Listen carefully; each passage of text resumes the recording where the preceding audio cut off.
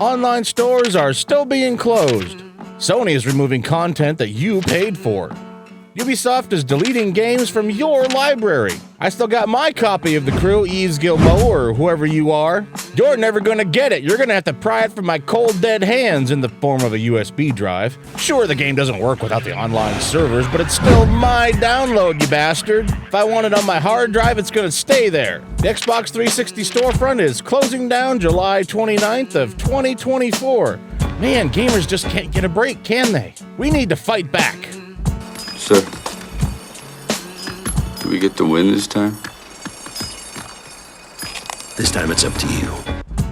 That's right, fictional character. We need a plan of action. So that's why I decided to start a journey where I will play every Xbox Live Arcade game, but that is with an asterisk. I will be playing every game that I can get my hands on through purchases or free trials. Microsoft made it mandatory on the Xbox 360 that arcade games had to have a free trial for every game.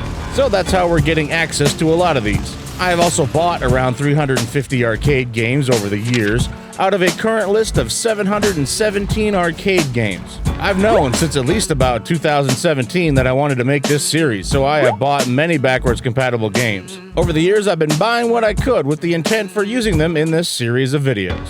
This is part 2, C through D, which doesn't seem like it's much progress, but it is about another 100 games. This is going to be a great video, so stay tuned, and for those returning, you already know the rules.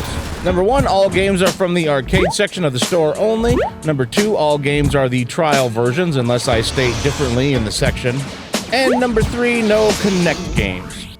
The background theme for this video is going to be Dr. Pepper, that's right, from Battlefield Bad Company, I believe. So crack open a doctor and suck it down. That's what their motto was back then, right? I know it's going to be another long video, but I just wanted to give you guys some decent quality content. One of the more recent Jay's 2 Cents videos came out, and it was way too short. What's up, everyone? Thanks for watching. See what I mean? I just want to deliver some quality content to you guys. So it's going to be another long video, but sit back, get some popcorn, and get yourself a, oh hey, how about a Dr. Pepper? So let's jump into the list. Well, I mean, first we do have a few commercials and an episode of Gamming Sidebar, but then we'll get into the list. Right after that. After these messages, we'll be right back. Does your computer ever seem to have a mind of its own? Everyone in McKinney is dead. The temperature, the heat index right now in McKinney is 10,000, what is that, 101,105. It's hot in McKinney. Whoa. You could break me open and take my candy, but wouldn't you like something better? I'll tell you a secret. I'm a magical piñata, and if you get me down from here, I'll grant you all your wishes. For you, an X-ray machine. For you, a pet cobra. How about sunscreen, pants that fit? Trevor, karate lessons? Just get me down and it's all yours. Come on. Come on. Just so we're clear, kids, I'm not magical. Giddy up! Yeah! Yeah! That was acting, children! Bravo for me! Piñatas have a better place to go. You can custom build your very own piñata world and fill it with all the things piñatas love. Don't beat 'em, join 'em. Rated E for everyone. Just tell him how you feel without sounding like a girl for once. I miss you so much it hurts sometimes. Imagine running so fast you become Asian.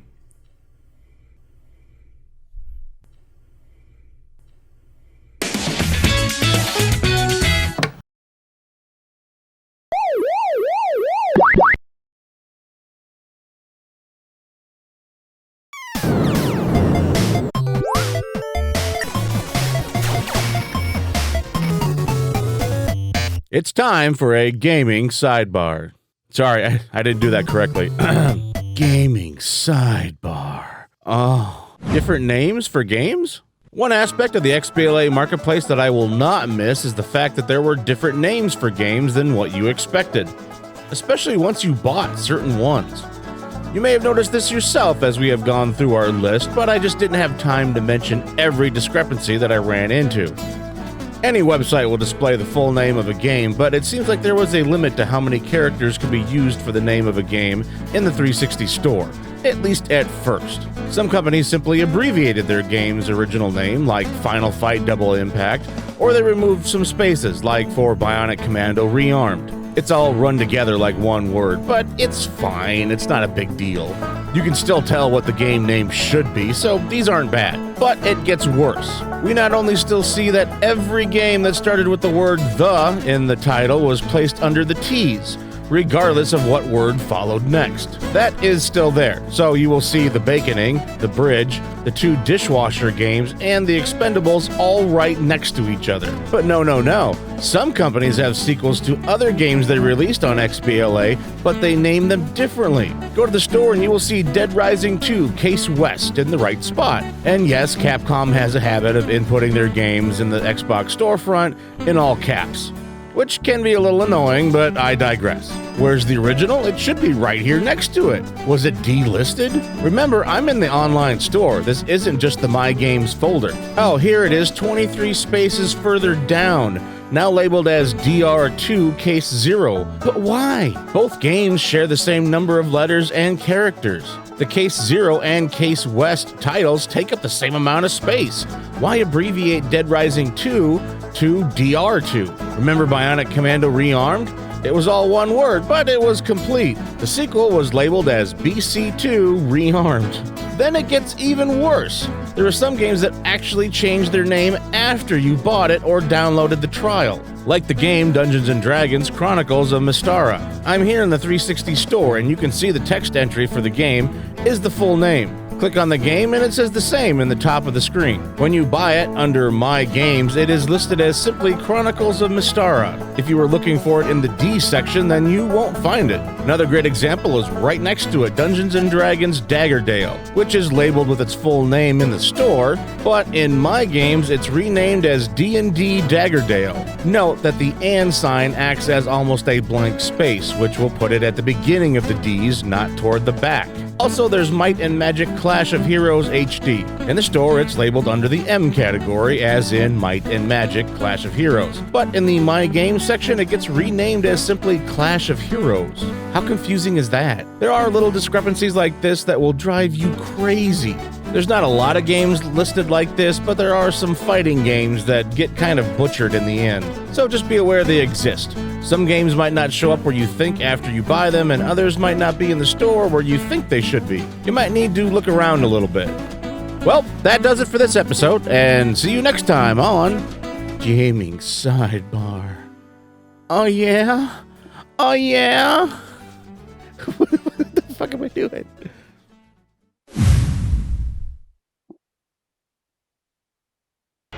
Call of Duty Classic. The Xbox 360 launched on November 22nd of 2005 with Call of Duty 2, and it instantly became the must-own game for that first-year release. Did you want to wow your friends with a brand new next-gen game? Call of Duty 2 was it. Then Call of Duty 3 came out the next year. Call of Duty 4 Modern Warfare came out the year after that, and before we knew it, we were knee-deep in Call of Duties every year since. But in 2009, Activision decided to give us an Xbox 360 version of the very first Call of Duty that originally started it all on PC in 2003. Call of Duty Classic still remains to be in the top 60 best-selling arcade games for the Xbox 360 to date. I don't have solid numbers, but it's safe to say it has easily sold over 750,000 units on XBLA when compared to the other games it is placed next to on the best-selling list. I'm looking at this game 20 years after it first came out. First-person shooters have advanced quite a bit since then. The graphics are dated, the audio is a bit weak at times, and the animations seem very basic.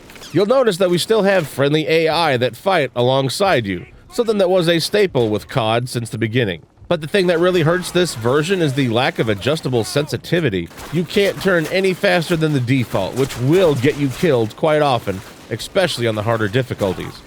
And that's the other big difference. When you die in Classic, you restart the entire level. If you get stuck and then shot or die on a mine, restart, go back to the beginning. The levels are a bit smaller to compensate for this, but this aspect can still be rather frustrating.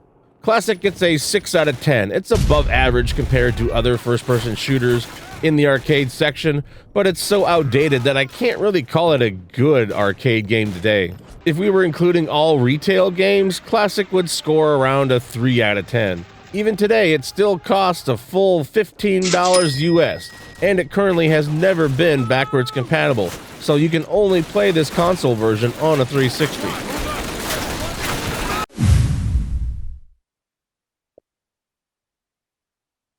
Call of Juarez, Gunslinger. The Call of Juarez series started out very strong with the original. The sequel, Call of Juarez Bound in Blood, was a bit disappointing, but it has its fans. But Call of Juarez the Cartel easily destroyed the series in most gamers' eyes. That's why it was great to see another entry a few years later on XBLA, Call of Juarez Gunslinger, and it was a fantastic way to end the franchise. The game is told in flashbacks. Our protagonist, the legendary bounty hunter, Silas Greaves, finds himself in a saloon telling a group about his past adventures.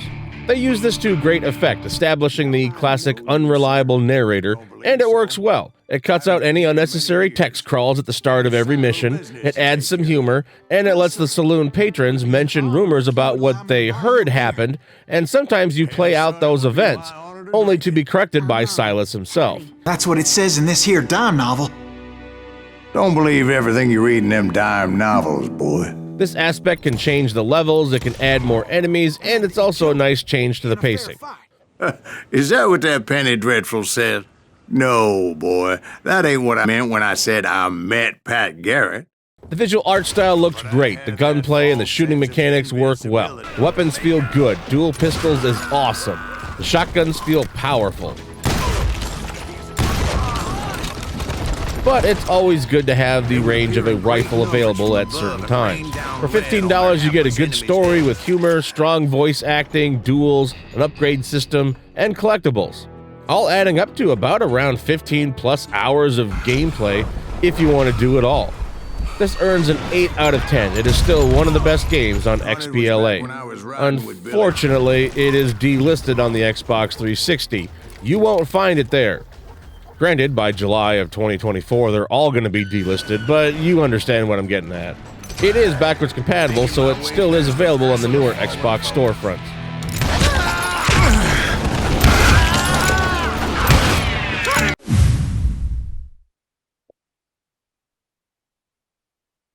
Capcom Arcade Cabinet. This collection of old arcade games was a failed attempt at Capcom trying to capitalize on the growing retro game trend of the time. Capcom announced this collection only a few months after Microsoft had pulled the plug on the Game Room, which was their collection of arcade and older console games.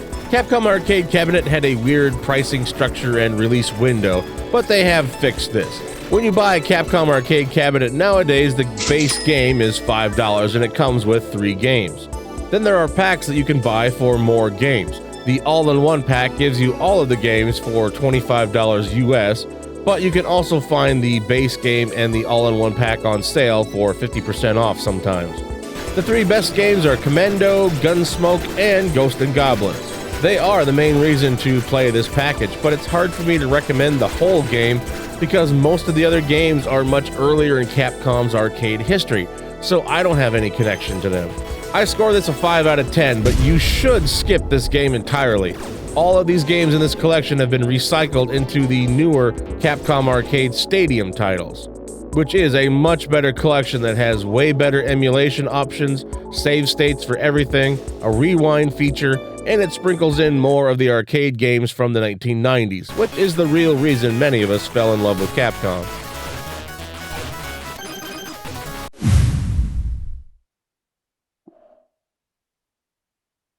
Capsized. I don't know what's wrong with me, I admit that, but I don't like this game. I never have. Look, the Metacritic score is currently a 74 on Xbox 360, with a user score that's not too far behind it. That's a good score, right? Look at these. GameSpot gave it an 8 out of 10, an 8.5 from IGN, and Game Trailers gave the 360 version an 8.3 out of 10. Michael Raparas, I really hope I'm saying that right, from the official Xbox magazine, scored it a 6.5, which seems a little more in line to how I feel about the game. To be fair, this game came out over 10 years ago at this video release, so you could argue that most games don't age well a decade after they launch. but for me, this is a 4 out of 10. You traverse the levels with a jetpack and a grapple beam. It's a side-scrolling linear game, but you can explore the environment. So what's wrong? Well, I hate the art style. I don't like the oversized heads. I don't like the way the characters animate, nor the way they control. I tried it back then. I didn't like the way it played. I've tried it now, 10 years later, and I still don't see the appeal of it. I know I'm in the minority on this one, so hey, maybe you want to check it out for yourself.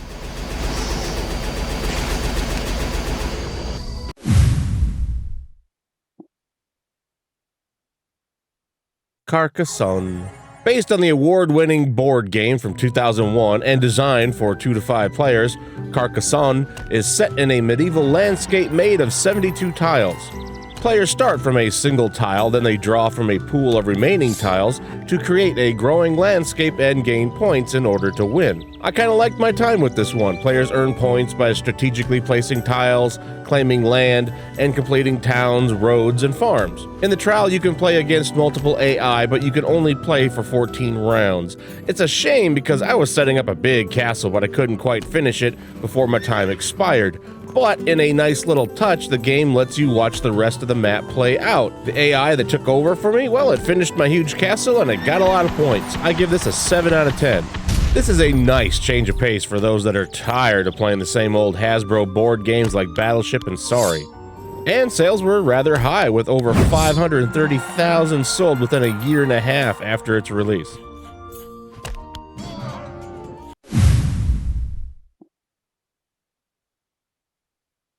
Castle Crashers.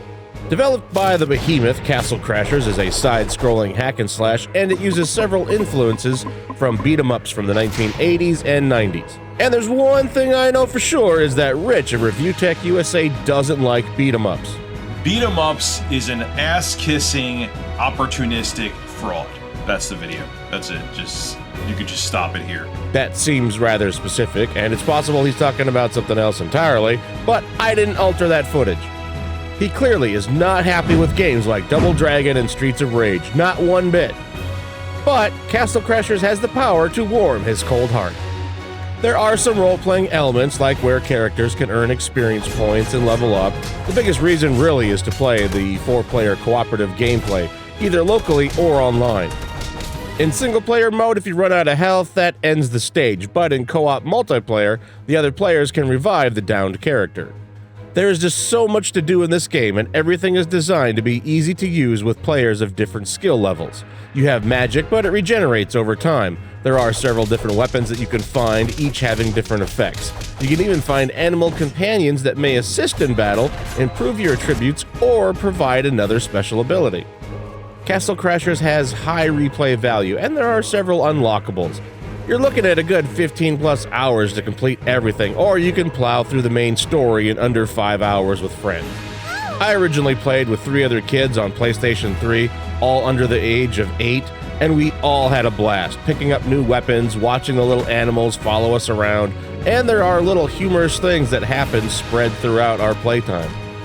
Sometimes the game would get a little hard for them, but it helps having at least one adult to help pick them up when they run out of health. 4-player multiplayer is some of the best around. This is a 9 out of 10, a superb game. Castle Crashers became a massive success. At the end of 2013, it was in the top 5 most downloaded games on XBLA. But if you ignore the free games, then Castle Crashers was the second best-selling arcade game of all time, only behind the juggernaut that is Minecraft. I fully recommend the Castle Crashers remastered version. There is no reason to pick up the PlayStation 3 or the Xbox 360 version over the newer remaster. Well, that and the 360 version was delisted, so I don't even think you can buy it anymore anyway, even on newer consoles. You can download it if you already own it, but I don't think you can still purchase it. We also have one of the featured characters on the image for my YouTube channel homepage to cross out.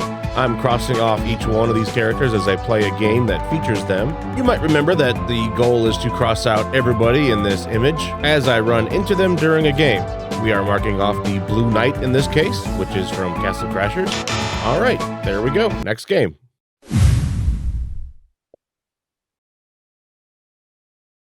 Castle of Illusion, starring Mickey Mouse. At the time of release of this video, just about everybody right now is working hard on their own knockoff of Steamboat Willie where they can make tons of money, whether it's a game or a movie or a film or a short story or erotic fantasy. But forget all that, we're looking at Castle of Illusion. Originally, a few reviewers called this a reimagining of the Sega Genesis classic. Oh, there's that word again, reimagining. Whoa, this is heavy. There's that word again. But then I realized this was actually wrong once I started to play the game. This is actually a very nicely done remake. Mickey Mouse returns to the Castle of Illusion in this 2.5D platformer based on the 1990 Genesis Mega Drive version. This is done in a similar way to the DuckTales remaster that was released a few years before this. It's not a one-to-one recreation in 3D using the exact same sprite orientation because you could beat that original game in 40 minutes to an hour, depending on your skill. So they have taken the original levels and expanded on them, taking elements and certain enemy layouts and recreating them, but also adding many more platforms and some verticality to them, along with more collectibles and even little challenges that you can fail and just keep progressing forward. Many levels in the original game were very basic and they could be completed in 2 minutes or less, but now they take much longer. The visuals are a big step up, using full 3D characters and environments. The cutscenes have been completely redone with superbly designed stills, coupled with impressive voice work for Mickey and the narrator. So happy that they were certain everyone must feel the same. The castle kind of acted like a hub in the original game, but now it's been completely redone and you can move around in 3D, and you can also return to previous levels. There are some boss battles that also use new 3D arenas. The boss designs have been redone in some cases, and others have been retooled and operate a little differently. It's a vast improvement over the original designs, especially the first tree-like boss. Definitely a nice upgrade. Castle of Illusion is far from a bad game. The Metacritic score is still a 67, and the user score is only slightly higher at a 7, but most of the critic reviews are a 70 or lower. The new visuals look good and the animations are done well, but the controls are not precise. They often feel way too slippery. I was missing jumps to small platforms a lot. The atmosphere is very reminiscent of the Genesis title. It's just hard to recommend because there's not much challenge and you can easily beat it in under 3 hours. They did add more stuff to find, so expect 5 hours if you want to collect everything. I haven't seen it go on sale for a few years. I was trying to catch it for cheaper, but I paid the full $15 US. And that might be a little steep for some. It is backwards compatible, so no worries about losing this version forever. It's a 6 out of 10. I have fond memories of the original, and this version is kind of decent, with a nice soundtrack and some good designs. But why not just include the Genesis original and throw in the Master System version as well? Oh well, maybe one day we'll get a package that has it all.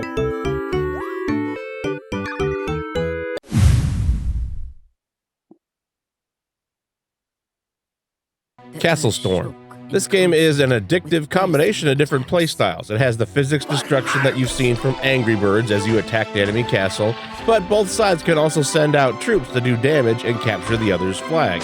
We are using the version of the game on newer consoles, CastleStorm the Definitive Edition, which runs a little bit better. It has some additional fixes, and it contains all the DLC from the 360 and the PlayStation 3 versions in one package.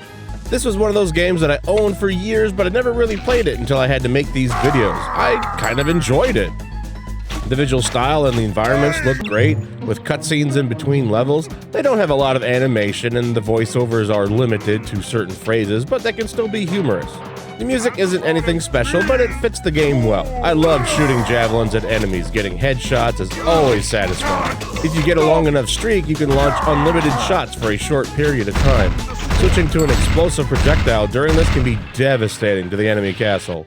You get a number of different shots to unlock, and they can all be useful in some way. You can spend gold to upgrade them. There's different troops that you can send out that have specific uses, so there is some strategy in sending out groups that can protect the others. More units can be unlocked and they can all be upgraded. You can even edit the layout of your castle, but you can also stick with the pre-made castles. There's a lot to do. 7 out of 10. I put 5 hours into this game just beating the first campaign, but you can always go back and replay any stage to earn more stars or up the difficulty for yourself. CastleStorm Definitive Edition includes the 2 additional DLCs, each having 20 more campaign missions, new heroes, and new troops. You're looking at a good 15 plus hours worth of content altogether or more. Definitely a fun experience. Excellent.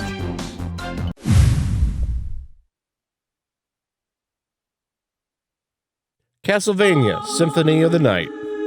As many of us know, Castlevania Symphony of the Night is a masterpiece that set a new standard for sprite work for the next 10 years easily. And it still stands up to some of the best playing games ever made, even today. The balance of the action, the upgrades, the abilities, and the numerous things to collect is why it became the pinnacle of 2D gaming for many years after its release. And it's also the high water mark that all Castlevania games are still measured by. This game is the reason why some people have strong feelings that Castlevania should never be in 3D. It was the pioneer of Metroidvania-inspired gameplay with an emphasis on exploration. It had RPG elements with lots of different weapons and items that you could equip, but the game is more about recognizing enemy patterns and attacking smartly, even if you have underpowered weapons. This is an easy 9 out of 10. The music is amazing at times, the art direction is superb. This is a game you can play through multiple times, and there are plenty of secrets to uncover. This is one of those games that lets you figure things out on your own, and I love that. There's not a huge emphasis on tutorials or trying to teach the player every single thing as it comes up. I'm sorry I didn't make it very far in my footage. This game is known for being a little tough in the early part. And I played a good chunk of it on the original PlayStation 1 way back, but I don't have those saves anymore. I've got so many games to go through that I needed to move on by a certain point.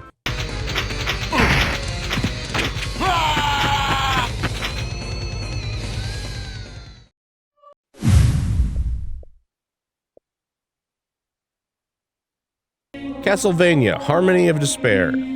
This was the last of the Castlevania series Koji Igarashi would work on before leaving Konami entirely in 2014. Castlevania Harmony of Despair allows up to 6 people to play together using online co-op. Any footage featuring multiplayer is not mine. I didn't have access to other players, but I wanted to show you what it looks like. Explore the levels with your friends in order to find hidden locations with special items and equipment in what has been best described as an expanded boss rush mode. You can team up in battle to overwhelm the multitudes of attacking creatures or tackle individual tasks in groups and then meet up at the boss. It's pure chaos and incredibly fun when playing with a group. This game is a little hard to get into. It's designed to be played with 2 or more players, and all you're doing is rushing to the location of the boss to kill it. There are multiple characters to pick from, and a level system of sorts. Some characters you can level up their sub-weapons, but others need to find and equip better weapons. You can play it by yourself, and many have, but leveling up takes time and you don't do much damage with the starting clothing or equipment. Without the frantic multiplayer, it can feel rather lonely, like you're missing out on a big part of the game. Even if you have friends to play with, the content available can feel kinda slim. You realize the game only came with 6 missions, and you'll be completing certain chapters repeatedly to grind to max out your sub-weapon XP or to farm for rare items. Ooh boy, we got a game with a large number of mixed reviews, but a small number of positive reviews. We got a Castlevania experience here that is above average as a single-player experience, but it's so close to being a good game, you might still find a hidden gem for yourself. What about me? Harmony of Despair is a gratifying experience that can be addicting even when playing alone. I really love diving in to farm for more money, getting better items, and upgrading my sub-weapons for certain characters. I started ranking up 2 more characters, but after nearly 4 hours of playing, I needed to kind of move on to other games, so I couldn't keep going. I love the way it plays. Attacking enemies feel good, the combat has a little bit of nuance to it, and it's great finding out new paths to try, but everything kind of moves slow when you're by yourself. I really got hooked, but it seems like there just might be a little bit too much grinding. I give it a 6 out of 10. If you have a group to play, then it's easily a 7 out of 10. A multiplayer Metroidvania-style game is a relatively novel idea, and it does well on delivering this concept to a downloadable-only game. It's not a bad game, and it's backwards compatible, so everything is still available. And to be fair, they made a version of a game for you to try out that's only $15. They released more content the following year. I've seen some immediately call these microtransactions, and though this is kinda true, many of us just saw it as more downloadable content for those that wanted it. They added 13 more pieces of content, 5 more missions, 6 more characters, and 2 more music packs. Sure, if you were to buy this all, it would run you an additional $35 US, not including the price of the game. But I liked what I played so far, and I have plans on buying a few of the additional maps and characters. Get a few friends together, and you might just find a nice little time waster for a few weekends. Return to darkness.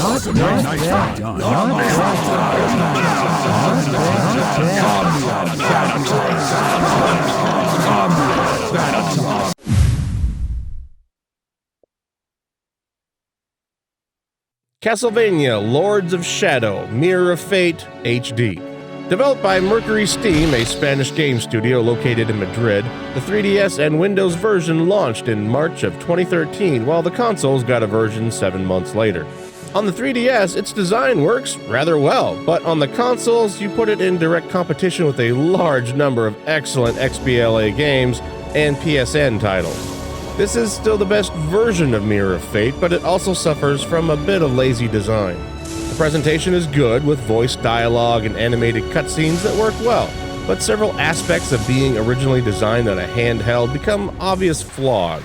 Constantly switching between the 4 playable characters on a handheld makes sense to keep things fresh, but on a console it's rather annoying because once you start to get a feel for a character, it switches to another. There is no single large overall map with branching pathways. Instead, you go through much smaller chapters in a very linear way. Now, there is still some room to explore, like some small hidden rooms, or there might be a new ability that you need to get before you can have access to certain parts of the map, like these grappling points early on in the game. But you will solve these before you leave, because once you finish a chapter, it's on to the next. You can't backtrack to a previous area in case you missed something, which means the player will often just keep pushing forward. The combat has combos, blocking, and you can even time your block to stagger, but simple button mashing will often get you through most fighting. Rolling away has you holding left trigger and using the analog stick, a combination that I didn't feel comfortable to do, so I didn't use it much. But do you see what I mean when I was inferring that it's not designed very well? It's not just that the game is missing a large map, or that you have to constantly switch between characters, or that the combat is bad all by itself. It's the overall design that really hinders having fun, especially if you have been playing the more open-ended games in the series. 6 out of 10, above average. There are way better games of this same style on XBLA, like Shadow Complex. This game is still slightly better than Harmony of Despair, but not by much. It's worth checking out for the story alone, which ties nicely to the Castlevania lore, and with the 2 Lords of Shadow titles.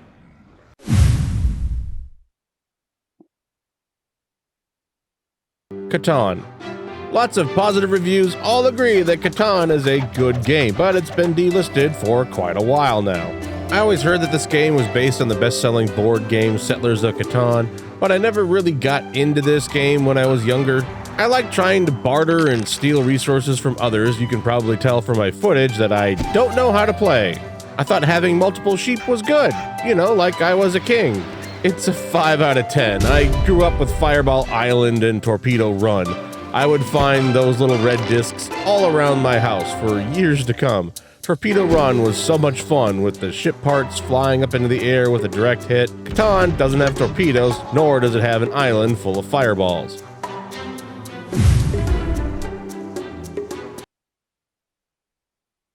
The Cave. This is a puzzle platformer adventure game developed by Double Fine Productions and created by Ron Gilbert. He has been working on adventure games since his days at LucasArts, including several collaborations with Tim Schafer and Dave Grossman.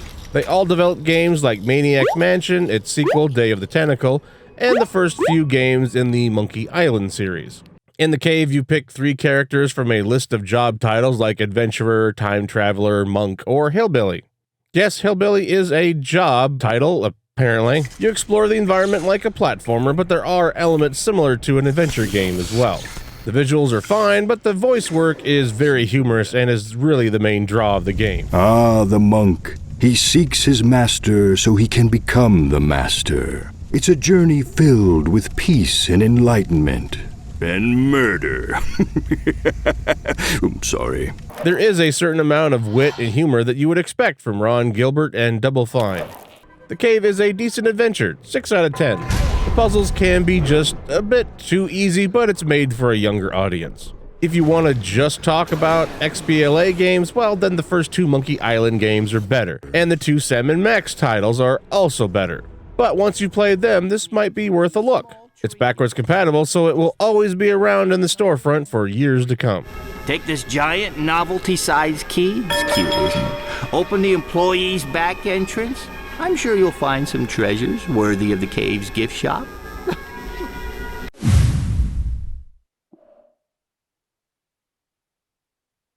CellFactor, Psychokinetic Wars. Another first-person shooter, huh? What is this, like the 9th one so far? So you're probably expecting the usual line from me. A budget FPS game that just looks generic and it's unremarkable. 2 out of 10. Case closed. Next game. Well, I actually tried the trial and it plays well. Seriously, CellFactor's Psychokinetic Wars is a fast-paced first-person multiplayer shooter with a much better resolution and frame rate than several other FPS games that we've seen from smaller studios. Choose your side in the battle of technology versus humanity.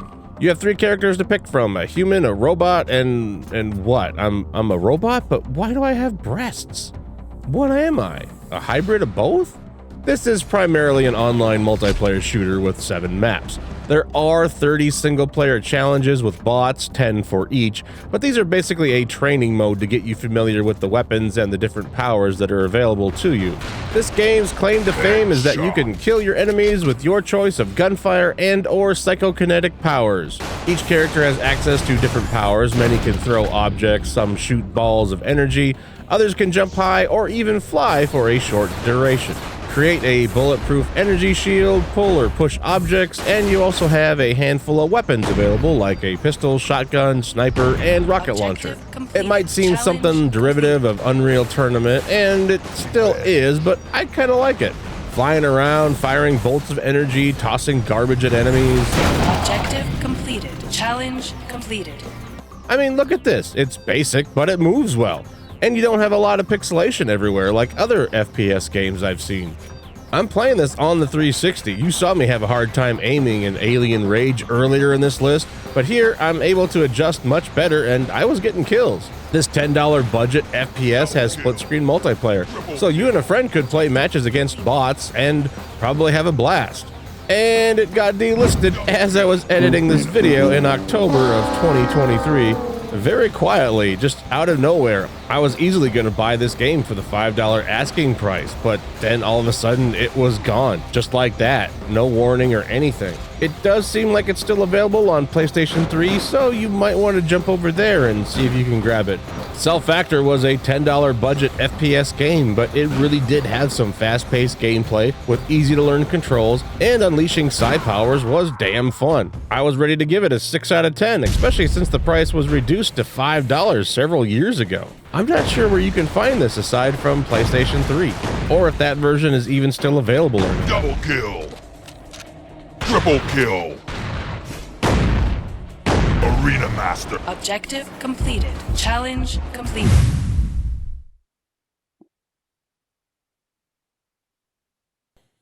Centipede and Millipede.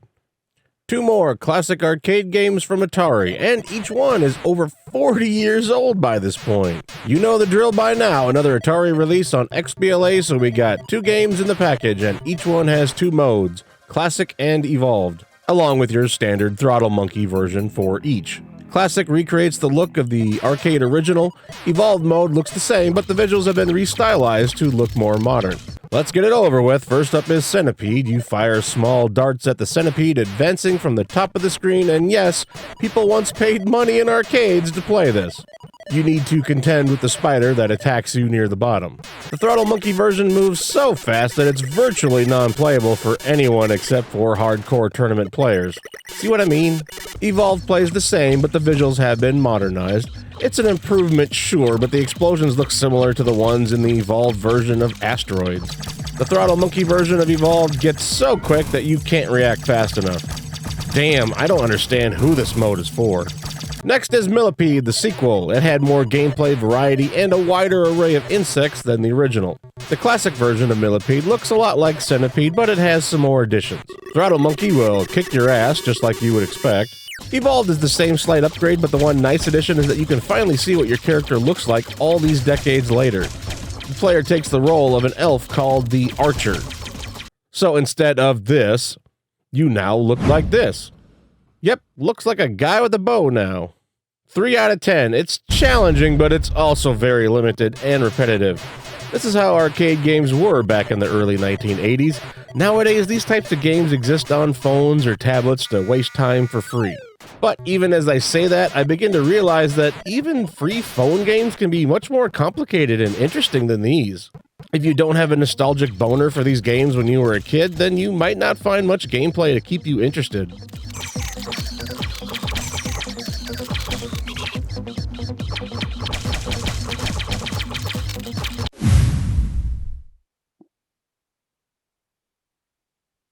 Charlie Murder.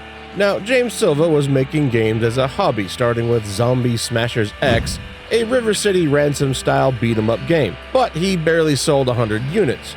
James went on to develop more similar titles, including Blood Zero, Zombie Smashers X2, and Survival Crisis Z. And before you make your guess, no, this isn't the start of Zombie Studios. I know, he's already made at least 2 zombie games, and the name seems very fitting, but no, it's not them. We will get to Zombie Studios a little later in the Fs. Anyway, James Silva didn't really achieve viable commercial success until 8 years later, with The Dishwasher, Dead Samurai, in 2009. He made the sequel, did a few more indie games, and then made Charlie Murder. This is a 4-player arcade beat-em-up, and it has some added depth and complexity with its RPG elements and its extensive character classes. Clothing has certain increases to your stats, and it can have additional effects. As you play, you can buy upgrades at certain times, you can put points into your stats, and tattoos act like your character augments. Are these pets? Can these follow me around like in Castle Crashers? Okay, time to take out my new pet. He just ate the frog. Alright, the game does not have pets, my bad, it's just food. You can also take out your phone and take a picture of QR codes that you find. No, I mean in the game. You take out your phone in the game, not you take out your phone in real life and take pictures of those codes. It's kind of a cool design, and it's fun looking in the background for free items, like take this pic of the ink tag for a character upgrade. I really like the animation in this game. It feels like they nailed the combat timing and the way the characters move around. The combat feels good, and that's what you need in a co-op game. I have always enjoyed games largely created and designed by one person, like Stardew Valley or Super Meat Boy. There's a certain amount of polish and forethought that you see when a talented person has control over so many aspects of a game and can budget their time best when it needs it. Like, look at this car section. This part is so fun, and it's a nice break from the standard combat up to this point. Charlie Murder has many positive reviews, sporting a 78 on Metacritic, with the user reviews at a good 7.1. And that's out of 55 reviews. I got this game for free with Xbox Live's Games with Gold promotion, but normally I would have just passed this one by. So I'm glad I played it. 7 out of 10. Good game. It can get a bit repetitive, and there's not much to the story, and the interface is a tad hard to navigate, but the gameplay is the real focus of the game. It's a shame this isn't backwards compatible, but that might be more due to XNA not being supported on the Xbox One. I fully recommend this game for $10 before the 360 store closes. It sold 1.6 million units, but it was free for a month, so don't forget that. We will see Ska Studios again shortly on our list. And I guess it goes without saying, but did you know that ska came before reggae? Where does the term ska come from? What does it mean? So ska is actually long before reggae. You know that ska came before reggae?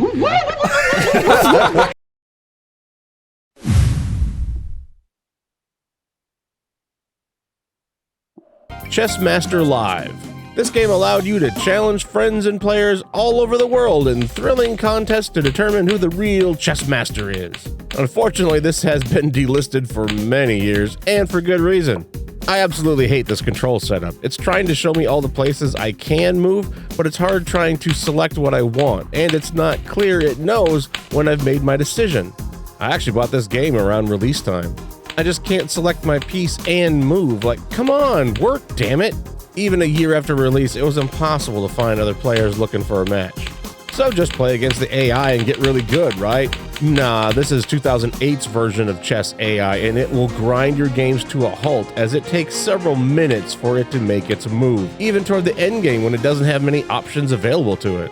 Some reviewers were saying that it takes the AI 5 minutes or more to make its move. You will win because the clock runs out against the AI.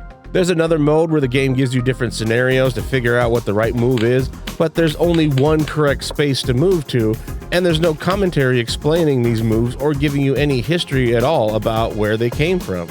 Forget this, it's 2 out of 10. At least you can undo the last move all the way until the beginning of the match. But if you could do that, then why not just keep undoing until before you downloaded the game? And then you can stop once you find a better game that you were playing a few days ago. Oh, look at that, I just kept undoing until I found myself in Banjo-Kazooie. Well, let's stay here for a little while. Next game, please.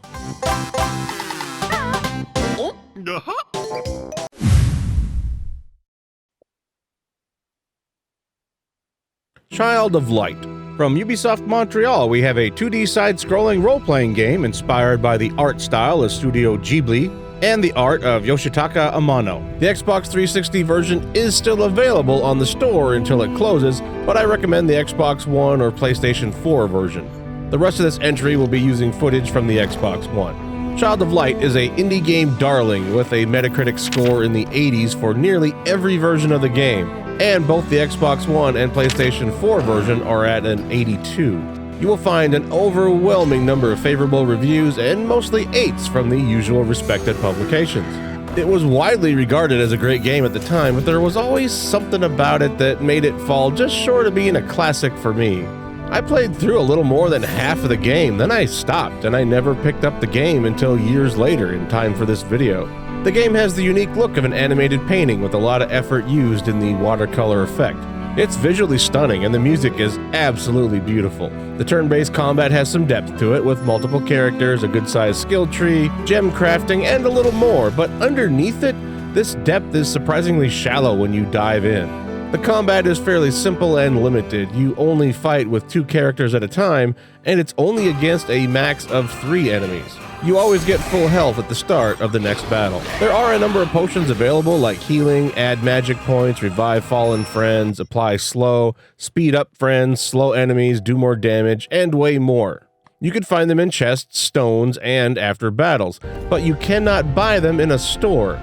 I was upset when I realized this after coming back to this game after several years of not playing it, but I changed up my tactics. I swapped out a few different characters that could heal with magic, and I was okay, but still, what kind of RPG doesn't let you buy potions at the store? What would another uninformed player do if they ran out of health and magic potions? There is also no way to manually save your game. This alone infuriates me.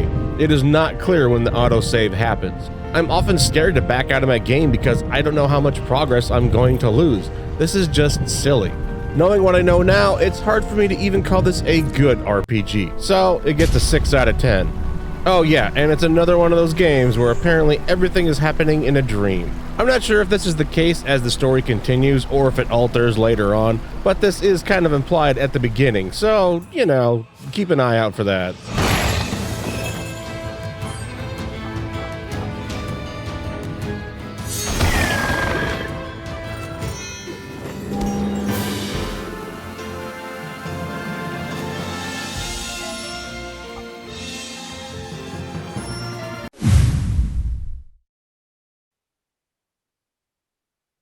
Chime, an exclusive Zoa mode production for One Big Game, the video game industry-wide charity initiative. The charity event is over, so the game is delisted. Chime supposedly puts you in a battle against the melody in this puzzle experience. Place blocks against the clock and remix famous artists' music tracks. There are only 5 songs, and they are all good, but the trial only gives me access to 1. Official Xbox Magazine gave it a 6.5 and liked how the multiplier makes you experiment more, but I couldn't really get a feel for it. Because of this, I didn't really give it a score. It might have been only $5 at the time, but I don't know of another way you can play this legit today.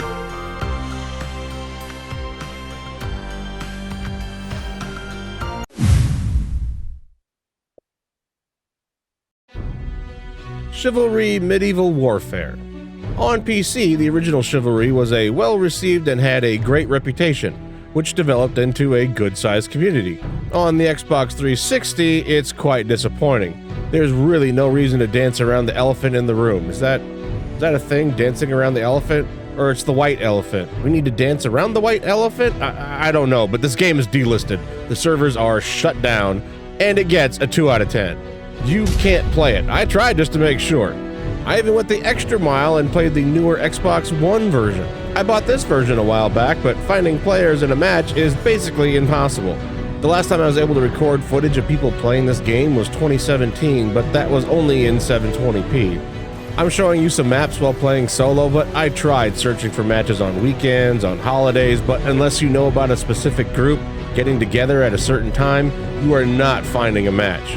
But it doesn't really matter because the Xbox One version is a horrible port and it's not worth playing.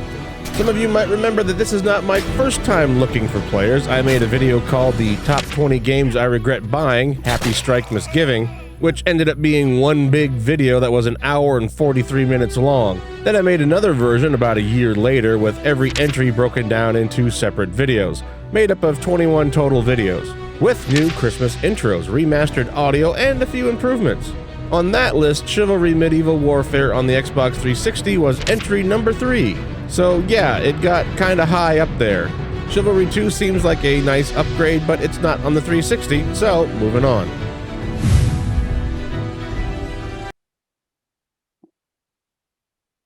Choplifter HD, developed by InXile Entertainment. Choplifter HD is a reimagining. There's that word again. No, Dad, I don't think. There's that word again. It's a reimagining of the original 1980s arcade game. This was the type of game that I would see on the marketplace and get all excited to play. An old school chopper game where you can shoot targets and rescue POWs? Sounds great. In the immortal words of Bubsy, what could possibly go wrong? Sorry, I need to sound more like him, right? What could possibly go wrong? Yeah, I know, that sounded actually surprisingly kind of good, even to me. Maybe I can eventually get a job voicing Bubsy in the future, like that's ever going to be a career. Problem is that what was once an addictive and challenging gameplay in the 1980s arcades, well, it can be kind of boring and tedious nowadays. The controls feel okay, there are some frustrating sections, so you will need to replay several missions quite a bit, and it sure can get repetitive. But there are also some good aspects, like the decent visuals, some funny voiceovers, some unique objectives, and a zombie mode. A zombie mode? Well, it must be 2009 to 2013, where every game needed a zombie mode. But this one's not bad, and it's a little humorous. There are nice little touches spread throughout, like the moment I accidentally killed the news reporter, then the game tells me like it was a news update. That's kind of funny, Greg Miller. You have 30 different missions, and it does its best at giving you some variety. Cameron Lewis from Official Xbox Magazine gave it a harsh 4.5, mentioning that you need to eventually dodge tanks and snipers with EMP rifles. Enemies can be overpowered and they can constantly respawn. I think this is still a 6 out of 10, above average. The $15 US price point was too much for what you get, and it was thankfully reduced to $10 later on. This might be one to pick up before the 360 store closes, because I'm not sure if it's going to show up on another platform.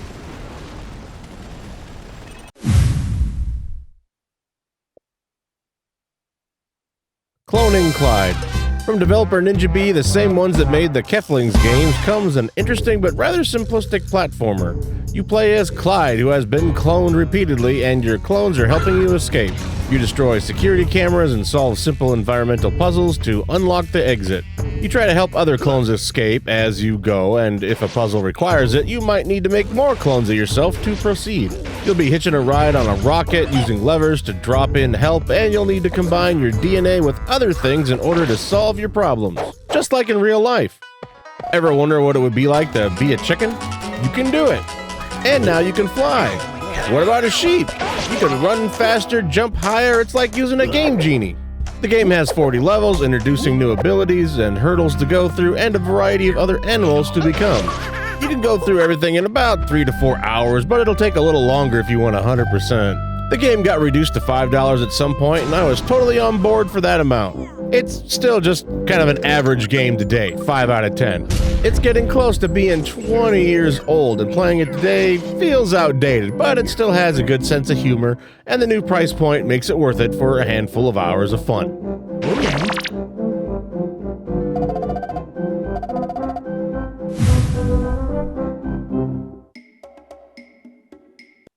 CloudBerry Kingdom.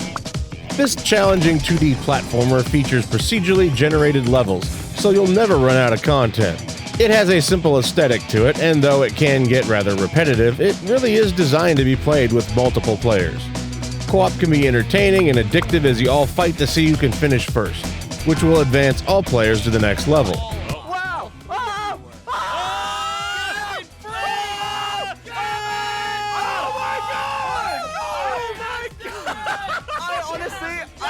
You might need perfect timing in one level, but you have other abilities thrown in as well.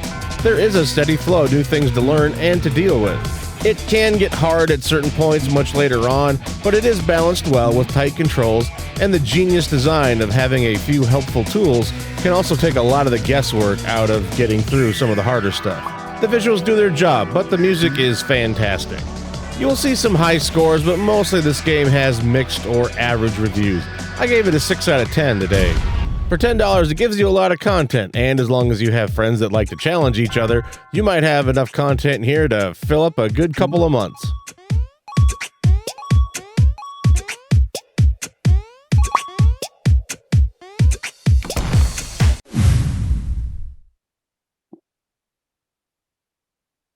Cobalt.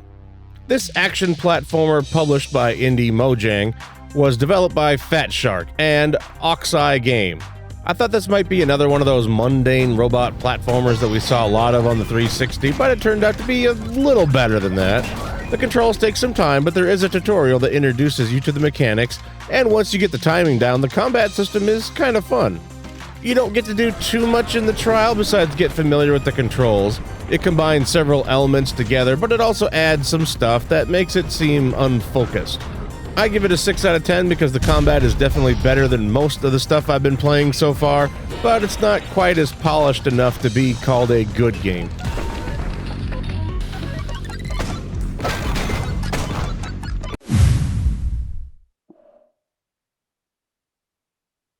Coffeetime Crossword. Prepare for a true crossword challenge as you test your skills in Coffeetime Crosswords. I'm not the kind of guy who fills out crossword puzzles in the newspaper. There are some games that just don't work well with a controller, and I absolutely hated the alphabet wheel they made for this game.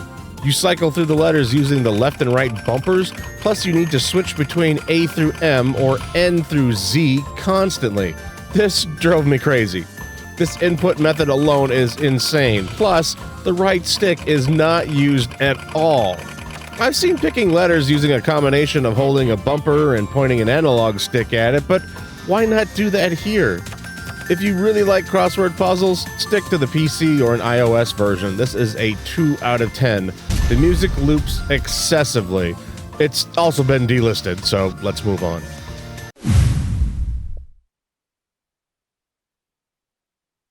Comic Jumper. Twisted Pixel Games is fondly remembered by Xbox fans. They released 5 digital-only games and 1 retail. Their games have always been known for their charm and excellent humor.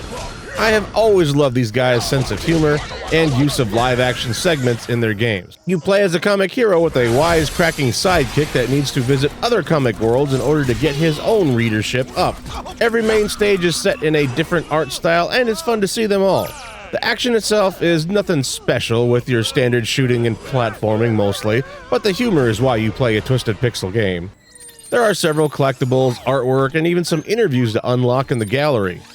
Captain Smiley and his sidekick can sometimes be hilarious, and I found myself laughing out loud several times. You are very brave, Outlander. Did you hear that, Star? She thinks I'm brave. Right, and she also thinks that raindrops are God's tears. Come on. This game had a section where they make fun of Asian accents done by white people, and I really didn't think that was appropriate. At least for me not to show that on YouTube, but do know that that is part of the game. I didn't want to show it because, well, that's the reason why Funhouse closed down. And it happened during that ping pong ching chong incident when James Williams suggested a video game character should disguise themselves as an Asian musician. Can you dress up as like a Chinese musician? Ping dong, ping pong. This song's called Ping Pong Jing Jong. Hi there. I'm James Williams from Funhouse, and that last sequence you saw may have gone too too far. Sometimes things get carried away, and that's just how the fortune cookie crumbles. So, to anyone that may have been offended by that last sequence, I'd like to apologize in your language. Ping pong, ching chong. Hi, my name is Bruce Green and I work for Funhouse. I want to apologize for that last apology because it was ping pong, ching chong, Hi, my name is Elise Williams. Yeah, that didn't go over very well. Just think, when that incident happened, it was only a short 6 years before they closed down. True story. It was a real fun time. You'll find several references to other comics and movies. I love how they use the same rocket sled from Time Cop to enter missions. And how there's a boss named Benny trying to kill you with a drill machine. Total Recall fans will find this pretty amusing. Hey, I got 5 kids to feed! 7 out of 10. It's still a good game with over 8 hours of content, and it's backwards compatible, so no worries about missing out when the 360 store goes away. Hey, Nancy boy, pull up your dress. No lollygagging.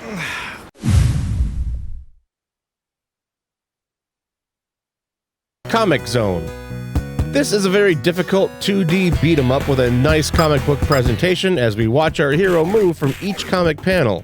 The art was gorgeous on the Genesis, and the animation was on the level of a Disney game. Enemies can do a lot of damage, and you need to use different tactics for different ones, but even when you get the hang of fighting, there are a few jumps that require precision that will prove tough.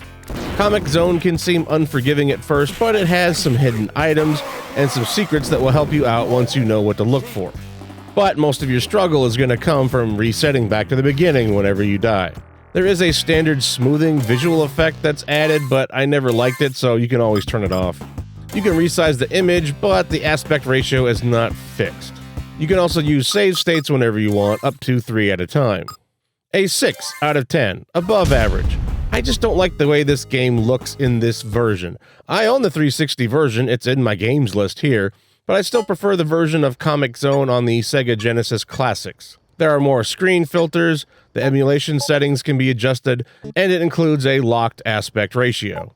You can still save at any time, but the game looks sharper and cleaner in this version to me, so you might want to skip the XBLA version.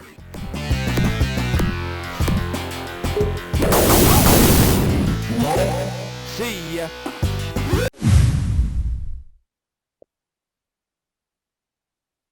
Command & Conquer Red Alert 3 Commander's Challenge. Electronic Arts released a standalone expansion for Red Alert 3 called Uprising on PC, and then they decided to break off the challenges from that pack and then make their own standalone digital game for PlayStation 3 and Xbox 360. Commander's Challenge contains a set of 50 challenges featuring new units, but it doesn't require Red Alert 3, so don't try to confuse the two. The names are long in the store and they do have similar covers, but they're totally different. You start out with basic units, but you'll unlock more powerful ones as you complete challenges, which will unlock new ones, including side challenges, which contain some of the best unlocks. It's a lot of fun playing these maps, with many having unique setups or scenarios that will test your patience and your skills. You can usually take as long as you want, but this game is really all about trying to beat your best time. There is also very little explanation of how units work, and you don't get much help in-game, so if you're not familiar with how things work in Red Alert 3, then you might feel a little lost. Your AI opponents can be fast to produce aerial units, and they will absolutely destroy all of your ground units unless you know which ones act as anti-air. You might need to play as different factions or even beat certain challenges to unlock the right units to help you out as you go. There's also the added challenge of being on console as well. I don't know if the power times are exactly the same on PC, but they really shouldn't. I played a bit of head-to-head matches against friends years ago in the Red Alert series, and you just have quicker access to more options on PC than you do on the console. It just takes longer to build units in the menus on console, and because of that, console players often feel rushed. But maybe I'm just out of practice. For $10, you get a solid 20-some hours of gameplay, but to 100% everything is going to take you a good 25 hours altogether. 6 out of 10, this is a good experience, but it's single player only and it's going to be challenging. There is no skirmish mode and there's no co-op option to play and test out these units with other players. It's still worth the price and it's backwards compatible on other Xbox consoles. Well, what do we have here? Looks to me like a trainee could use a few pointers.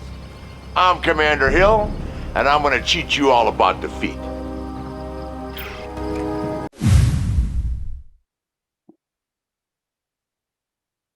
Commanders, Attack of the Genos. This is a beginner turn-based strategy game. Is this baby's first tactical RPG? I would say yes. The story is cliche and basic. Humans created a superior race with genetic engineering, and now they want to get rid of the humans. How original. The dialogue is written for kids, which there's nothing wrong with, but older teens might want some more complexity and challenge. There are 15 units and some have unique powers, but with only 15 missions, you're gonna blast through this game pretty quickly. The retro 1950s art style is sort of nice, but the designs are so simple. And there's nothing interesting about the gameplay. The game is slow, and you're going to be skipping a lot of this nonsense text. 4 out of 10. The developer, South End Interactive, will show up later. They have made several digital games for the 360. This is one of their earlier efforts.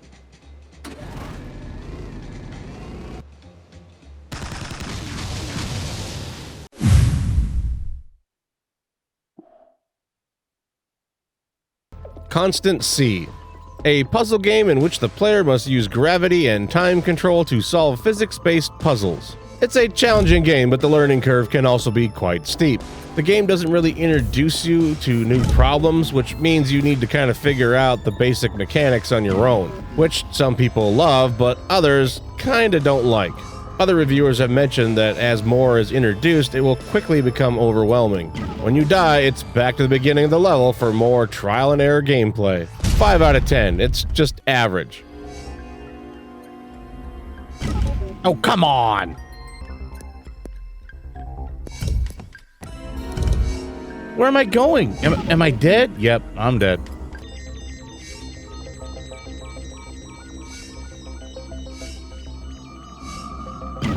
What do you want from me?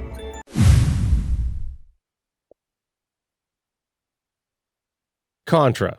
In the United States, Contra became the top 4 highest-grossing dedicated arcade games of 1987.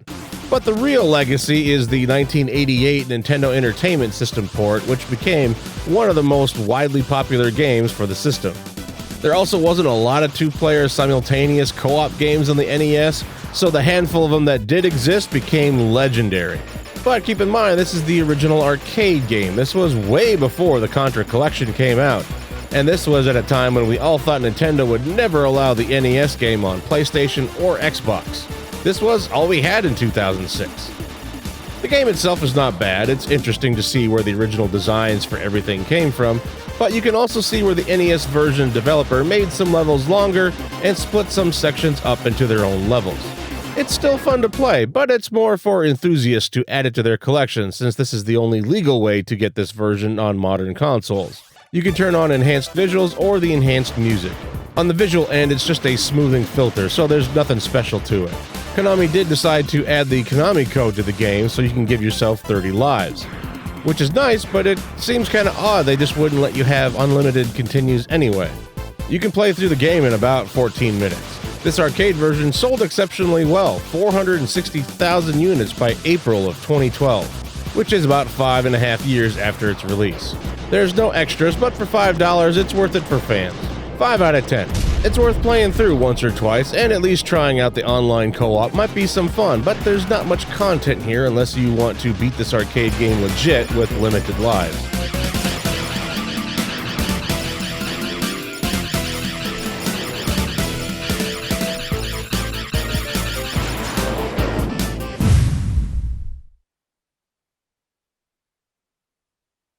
Contrast. A puzzle platformer in which you can shift between the 3D fantasy world and the 2D shadowscape. It arrived on launch day for the PlayStation 4 as well as the 360 version. Later in 2014, it came to the Xbox One and PlayStation 3. I'm on the Xbox One version since the 360 version was delisted a while back. Contrast has some good puzzles and an interesting story. There are set locations where you can enter and exit the shadows. It's a fun mechanic, but the platforming in 3D is a bit janky. And the controls for the movement could use some work. Sadly, it's just a 5 out of 10. It's worth experiencing this game at least once, but there's not much reason to play through it again. Maybe someday.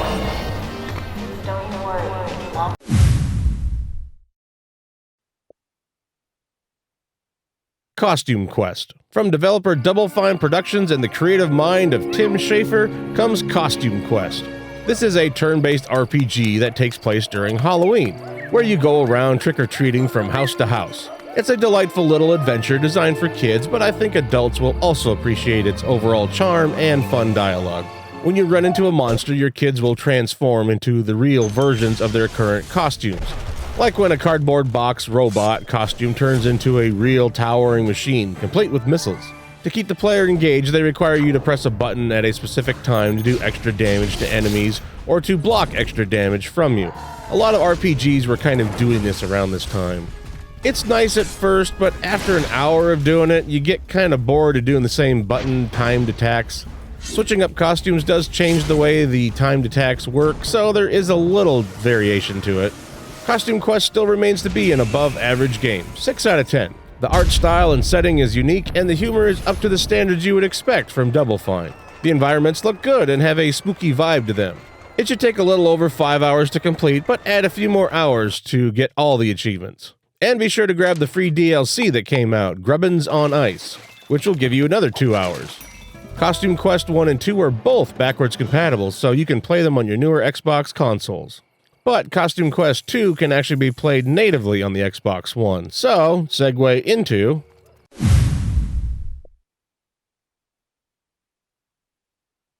Costume Quest 2. This sequel features better combat, new gameplay improvements, but it mostly sticks with what worked before. The story is still good, and the humor works better than the first. I got all the achievements in about 9 hours, and it was a fun game. You start off collecting candy like the last game, but then things escalate quickly, and before you know it, you're in new environments. There's more characters, more enemies, better designs, good times. I liked Costume Quest 2 a bit more than the original, 7 out of 10.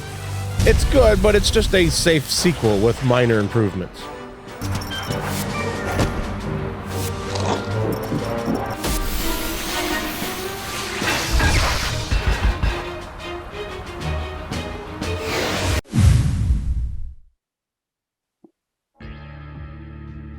Counter-Strike Global Offensive. I heard this was a very good port of Counter-Strike and it had updated versions of the classic CS content, but who cares? Counter-Strike on PC is one of the classics, but on 360, I just never fell in love with it.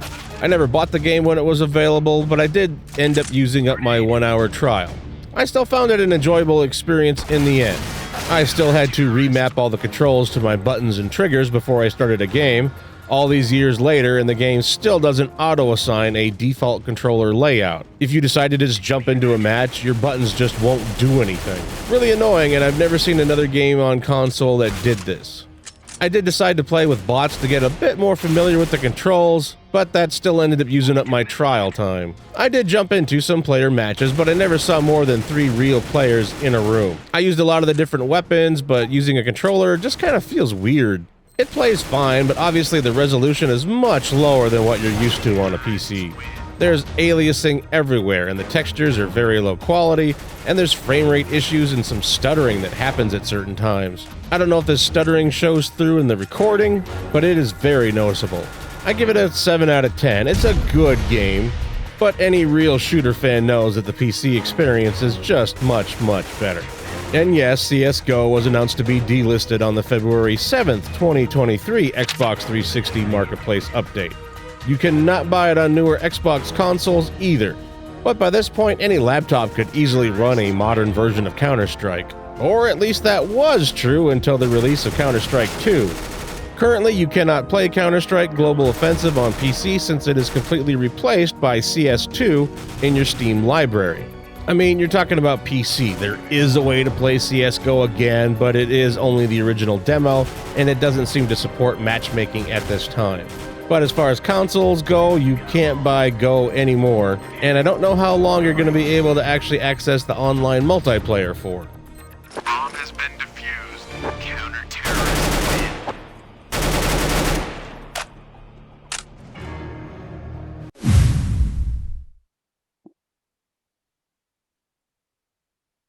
Crazy Machines Elements.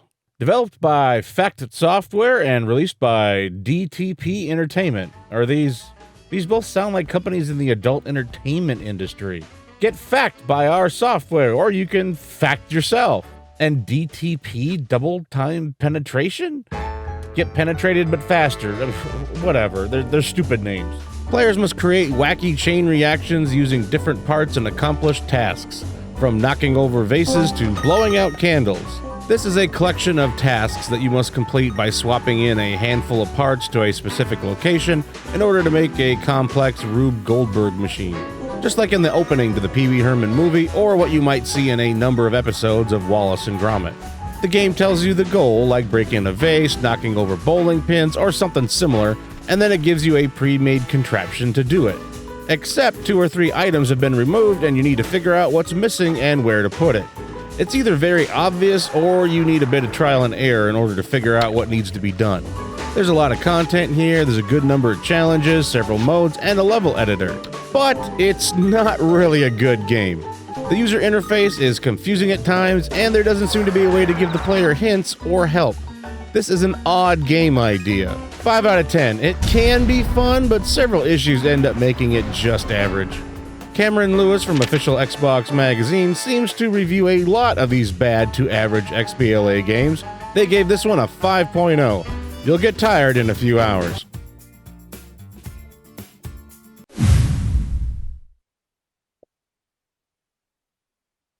Hey, kids, Crazy Taxi! Oh, God. This game was first released in arcades in 1999 and then ported over to the Dreamcast in 2000. The main objective is to pick up customers and take them to their chosen destination as quick as possible. You might be thinking, well, why didn't they just call this Uber Driver? And that's when we all collectively slap you in the face, because this is 1999, idiot. You only have 2 stages, the arcade version and the additional original stage that was added for the console versions. You also got Crazy Box, a mode that was seen in some of the previous console versions of the game. It's just a set of mini-games that feature challenges, sometimes telling you how to do a more advanced technique. They give you a little break from the main game, like knocking over bowling pins or popping giant balloons, but there's not many of them. Crazy Taxi is most legendary for its soundtrack of the time, featuring the bands The Offspring and Bad Religion, who provided all of the tracks for the arcade, Dreamcast, PlayStation 2, and GameCube ports. Sega replaced the iconic soundtrack for the PlayStation 3 and the Xbox 360 versions of Crazy Taxi, and fans weren't happy. Sega also didn't seem to bother optimizing the game. A number of ports that Sega did for XBLA and PSN were substandard at the time. They simply brought over the content from the original arcade or Dreamcast version, but without really taking any time to fix the frame rate or performance in any kind of way. If you're younger, you might not find much appeal. Crazy Taxi is shallow by today's standards, and there's almost no depth to it. The old school driving physics really feel outdated. When the taxi slams into traffic, it almost seems like it glitches out and shoves everything out of the way. And you get hung up on corners pretty easy. This is how the game was designed, but nowadays you would expect better physics and better control of your taxi. It's only average today, 5 out of 10. For many, the original licensed music is what made this game what it is. Without it, it loses a lot of its charm. During the 2023 Game Awards, Sega revealed their Power to the Next Level trailer, showing that they were working on proper remakes to 5 of their old properties, with Crazy Taxi being one of them. It looks good, and this could be a huge step in the right direction for Sega, but let's hope they get the music right, at least this time. Class D license. I can't believe it. Was that your best? I don't think so. Game over.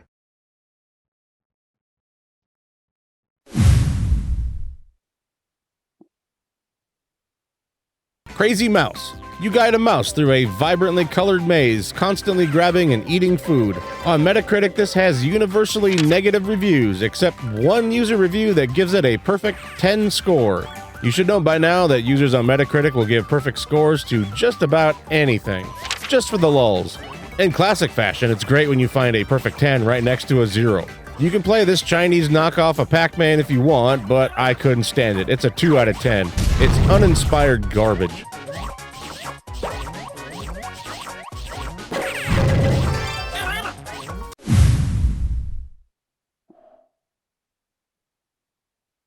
Crimson Alliance. This was a decent action RPG for its time, which was 2011.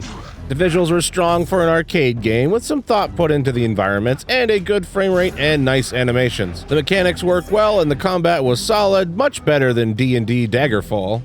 3-player co-op is always welcome, but unfortunately you can beat the game in about 3 hours. The only reason to go back is to keep getting a better score. No, seriously, the game keeps track of your high score for you and your friends for each stage.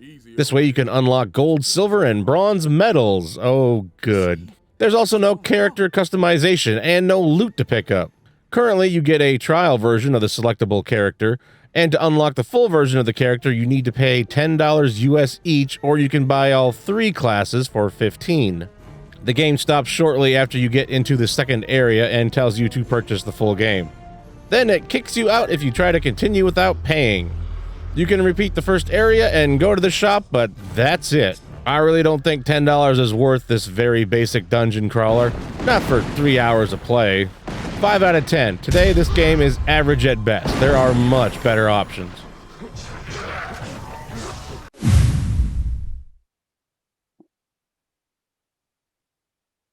Crystal Defenders. In Crystal Defenders, you protect your party's crystals from advancing monster hordes. This is described as a defensive strategy game featuring characters from Final Fantasy Tactics A2. If this whole setup kinda sounds familiar, then congratulations, it's a tower defense game. This was the first time that a phone game was ported to the console, a trend that still happens today. And this was also a free-to-play web browser game, but on 360, it's now $10. Thanks, Square Enix. Sorry, all my footage is on this one map. That's all you get for the trial. I could see getting bored very quickly if the gameplay doesn't change up much. 4 out of 10. It's below average for me. To be fair, you do get a lot of content to go through. There are apparently over 300 stages included, and it's backwards compatible, so you might see it on sale on some of the newer Xbox platforms. I don't recommend it.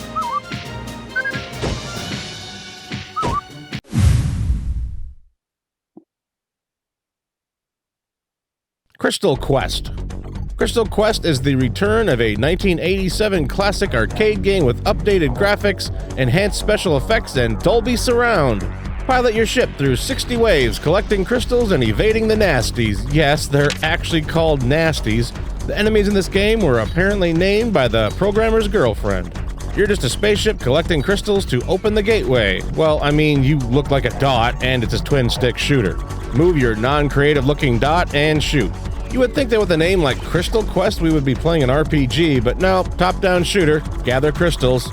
You know, I've been playing games for over 30 years, and I'm starting to get really tired of collecting crystals, farming crystals, eating crystals, and shoving crystals in my ass to gain attributes. The original arcade game is included, but it doesn't look that different. Here you shoot in the direction you move, and it's a very simple game. I don't understand why this game is out there. It's a 4 out of 10. I would rather play any number of old arcade shooters from Capcom or Konami instead. This is a very basic idea for its time, but today, it moves slow and the presentation is weak.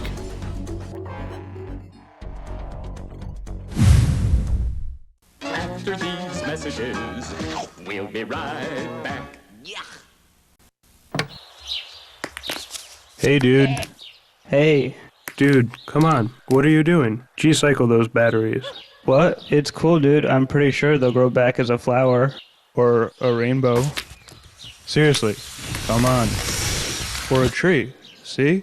No need to environmentally police me. Ow. That's rough, dude. Ow. And it's getting ugly here in Cleveland.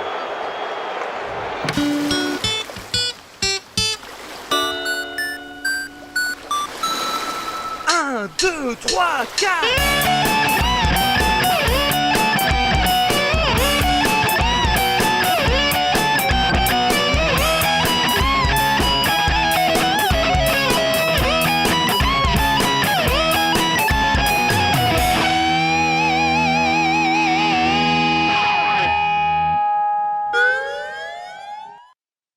It's a nice house, but I would not want to live there. Wait, why? Because where's the nearest Wendy's? It's like a 20-minute drive. That's a joke. That's a joke. What is the point? It's like it's not min-maxed at all. How much money would it take to make you spend a night in a cemetery? 1 time is funny, 2 times is fucking annoying, no?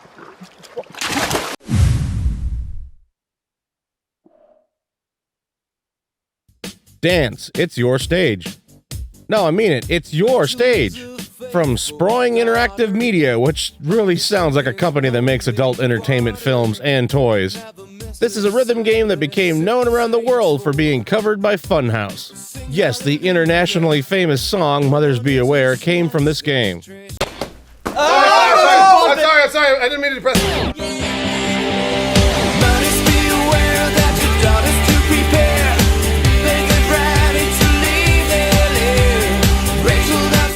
The thing that sets it apart from the others is a rather impressive number of catchy songs.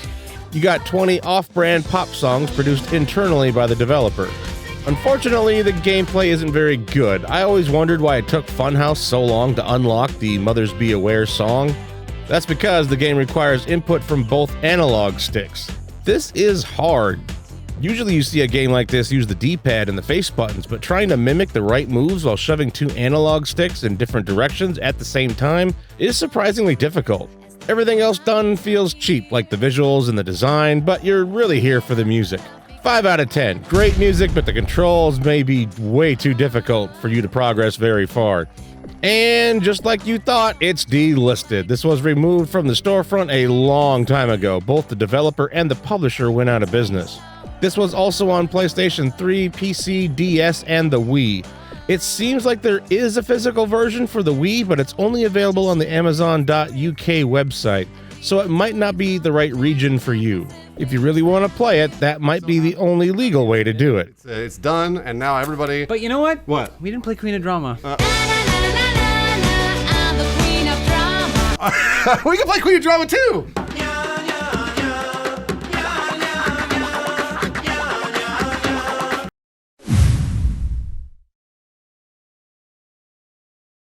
Darkstalkers Resurrection. This game contains 2 games, Night Warriors Darkstalkers Revenge and Vampire Savior, The Lord of Vampire, which is basically Darkstalkers 2 and Darkstalkers 3 in one package. Each game has a bunch of added features, and the netcode was fantastic for its time. The graphics have been enhanced with several HD graphical filters, multiple viewing options, replay sharing, a spectator mode, training modes, challenges, concept artwork, and videos to unlock. For $15 back in 2013, you got a good amount of content here. The Darkstalkers games have been some of the more enjoyable 2D fighting games on XBLA. Fantastic animation with a lot of personality and all in a great package. Good job, Capcom. 8 out of 10.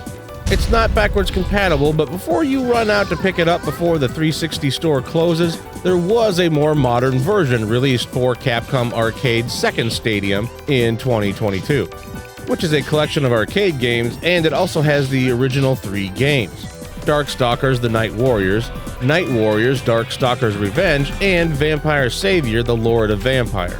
You can adjust the arcade settings like difficulty, attack power, speed, and more. You can also adjust the display size and use multiple filters, use save states, look at the move list, but this collection only has the original arcade games, no extras.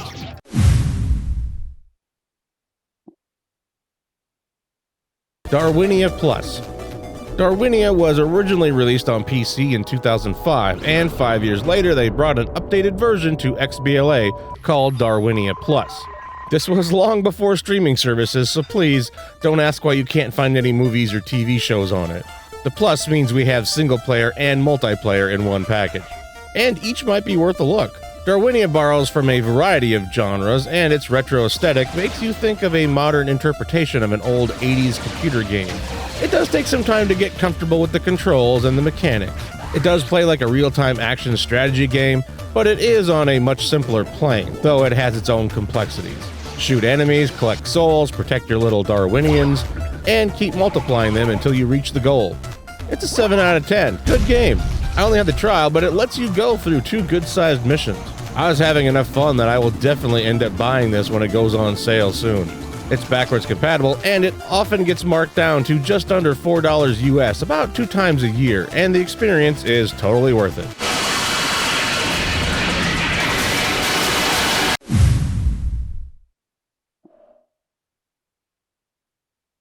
Dash of Destruction. Doritos sponsored a Unlock Xbox competition in 2008 where they allowed anyone to submit a 500-word design document for an original game idea for Xbox Live Arcade that could capture the spirit of the Doritos brand. Mike Borland won, and they used his concept as the origin of making this game. The game was free, and it saw over 1 million downloads. Doritos Dash of Destruction is a fast-paced racing game. There are 2 modes of gameplay: speed through the city in a delivery truck full of tasty Doritos, or smash your way through as a T-Rex trying to stop the delivery truck. It's a race for the players to make a certain number of deliveries before the T-Rex can eat a certain number of trucks. The amount of destruction going on in the background is great, and you also have 4-player local multiplayer. It seems strange playing as a Doritos delivery truck racing around town delivering Doritos, but it's kind of fun to try to outrun a T-Rex. There's not much to the game. You can easily go through all of it in about an hour, but it was free. 4 out of 10. It's also already delisted. Doritos liked this relationship with Microsoft enough to sponsor another Unlock Xbox competition for 2010, which actually spawned 2 games, one of them being the phenomenon known as Doritos Crash Course.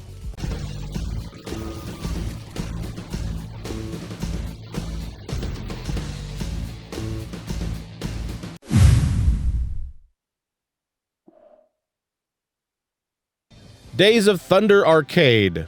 There were only a handful of delisted Xbox Live arcade games that I wish I had access to. I tried to download every free trial that I could as they would come out, and I re-downloaded every trial that was available in 2017 on the storefront. I tried to buy any game that was announced to be delisted that interested me, but for the most part, you never know when a game is going to be delisted. I never could find my trial for this game in my download history for months. Then suddenly it showed up one day, but it would give me an error whenever I tried to download it. I attempted this on 4 separate days, but it just wouldn't let me download the trial. The publisher must have requested to remove the trial completely, so I tried my best, sorry. This game is still really bad. Metacritic didn't even have enough reviews posted on it to give it a score. Game Ranking scored the PlayStation 3 version a 60%, but the 360 version got a dismal 25%. I'm not sure how accurate these so-called ratings are, but I mean, that's what it says. The footage you see is not mine. I couldn't play it, so I can't score it. I did find out that there was a retail version of the PlayStation 3 version bundled with a copy of the movie on Blu-ray, released back in June of 2011.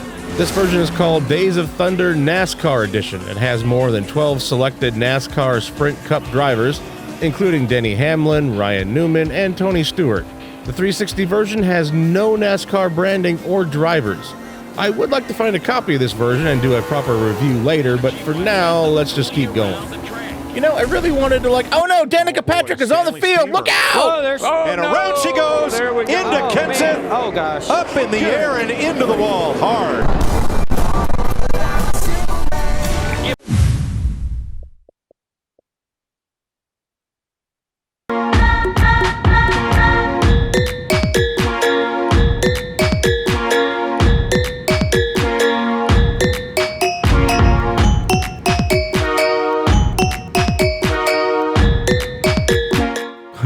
Whoops.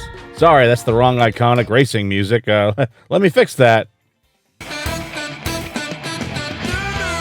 Daytona USA. This was one of the biggest racing games of its time in 1994. It was everywhere. Many arcades had multiple machines linked up together for multiplayer, and it was a technical achievement that would take years before others would catch up. This was back before the internet became widespread, so we didn't have access to pornography as easy as you kids do now. Back then, sometimes all you had in the house was a bottle of Mrs. Butterworth's to get your urges out. I'm serious, ask Ron Burgundy in his interview tapes. The other day I pleasured myself to the image of Mrs. Buttersworth. She got me there like I was on the Express A train. Bing, bang, boom. Talk about a river of ejaculate. A volume I had never seen in my lifetime. Now I know what the villagers of Pompeii felt like, where they were rained down on hot lava. I rained down on those villagers with frothy ejaculate. I'm gonna be honest, Daytona USA has not aged well. The game is largely a nostalgic experience today, but newcomers will wonder what the big deal is about this thing. The handling is a bit clunky now. There are only 3 tracks, and the AI doesn't have much depth. If you grew up with Daytona USA, then you have an arcade-perfect version of the game, along with online multiplayer, all the original camera angles, both automatic and manual transmission, and a few extra modes. The 30 challenges are brief and introduce you to basic tasks like hitting a certain speed or reaching a checkpoint within a certain time, to more advanced ones like boost starting and sliding through a corner at a set speed. Despite its age, I still give it a 5 out of 10, but that's because it's very nostalgic for me, so it might deserve a lower score. You can see everything in less than 2 hours. It was delisted early in 2023, and it is backwards compatible, but it doesn't mean that you can still buy the game on newer Xbox consoles anymore. I never understood why we never saw the other Daytona USA games come to the 360 or the PlayStation 3. Then, as I was making these videos, we actually did see a Daytona USA 2 release on consoles for the first time. Well, the first time in the North American territory, anyway. It just so happened to be through Like a Dragon Gaiden, the man who erased his name. The game is actually playable in the Club Sega store in the game, along with a few other games like Fighting Vipers 2, Virtua Fighter 2, and Sonic the Fighters. When I heard this, I quickly plowed through the game to get to the point where I could play the arcade games. It took me 50 minutes and I was skipping all the cutscenes. Sega apparently does not have the Daytona license anymore, so they had to change the name, now called Sega Racing Classic 2. Just rolls off the tongue. But make no mistake, this is the arcade version of Daytona USA 2. The emulation is good and it runs smooth, but you can't change any options in-game besides adjusting the button configuration. Maybe one day we can see a proper release with all 3 games in one collection. Daytona USA 3 has never officially been released on consoles and can only be played on Asian arcade machines today. Some of these are newer systems that are networked together and offer a multitude of arcade games to play solo, or you can challenge other nearby machines.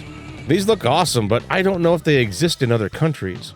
The game itself isn't called Daytona USA 3 anymore. Instead, the rights are owned by a different company, and it goes by Daytona Championship USA. But it looks fantastic being made in 2017. I mean, come on, Sega, we want these.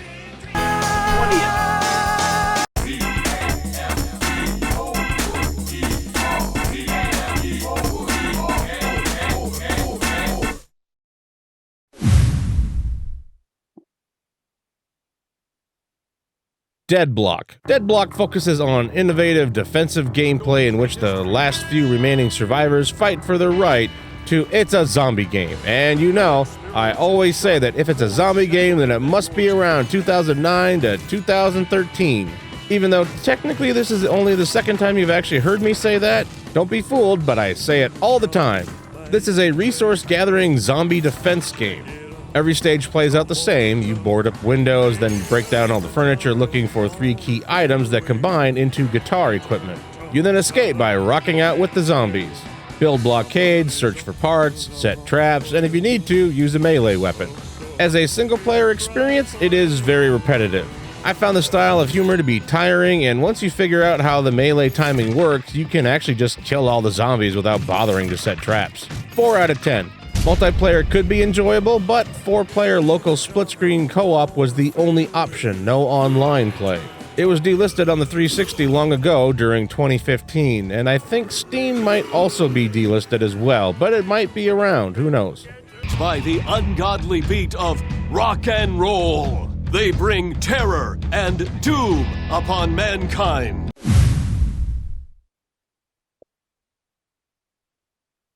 Dead Rising 2 Case 0. In a brilliant marketing move, as they were making the new Dead Rising 2, they also put together this side project, an XBLA game that would deliver a taste of what the new game would offer and release only a month or so before launch, but still using the same resources from the same developer.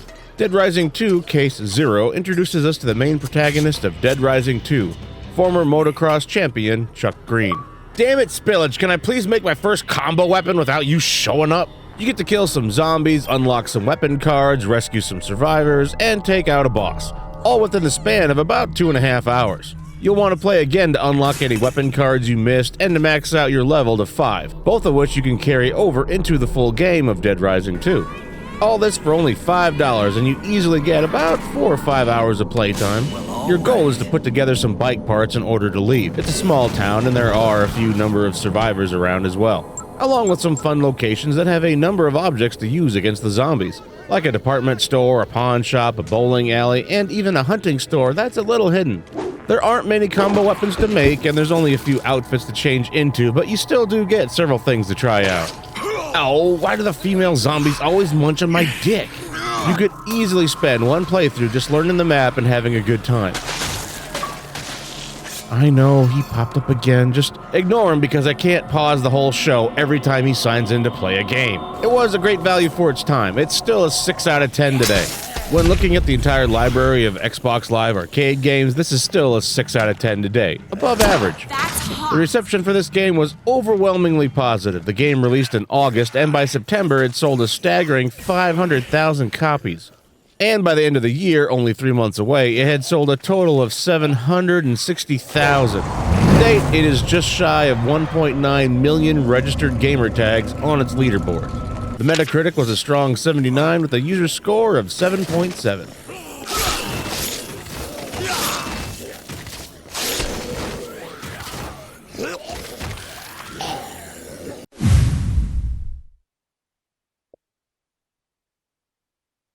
Dead Rising 2 Case West.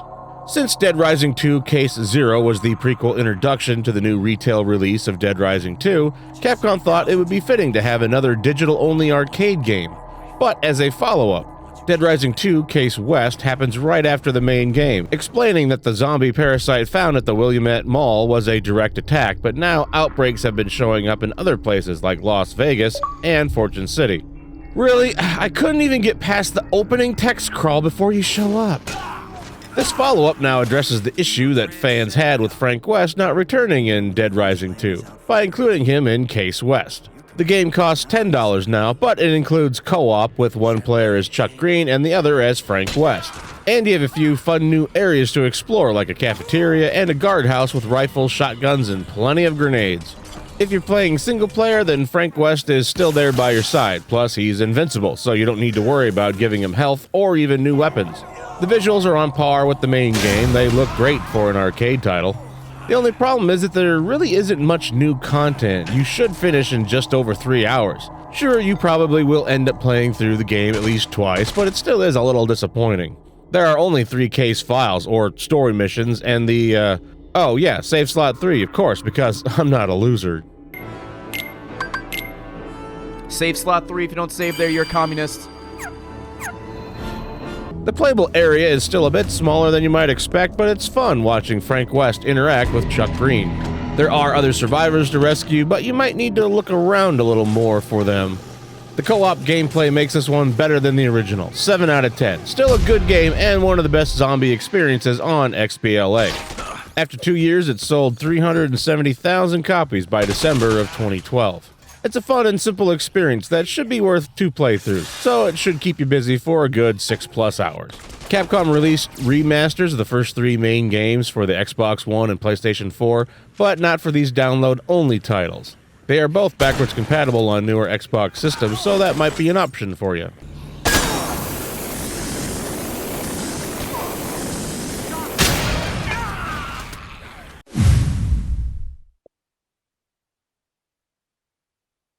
Dead Space Ignition, co-developed by Visceral Games and Sumo Digital.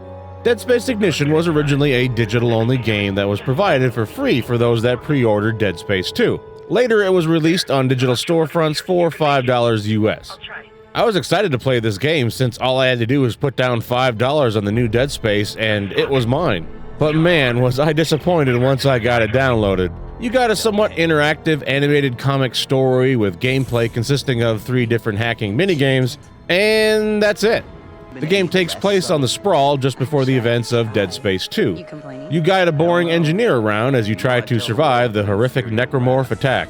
Oh, and newsflash, the Sprawl was overrun by the time we see it in Dead Space 2, so nobody really made it out alive aside from a few key characters.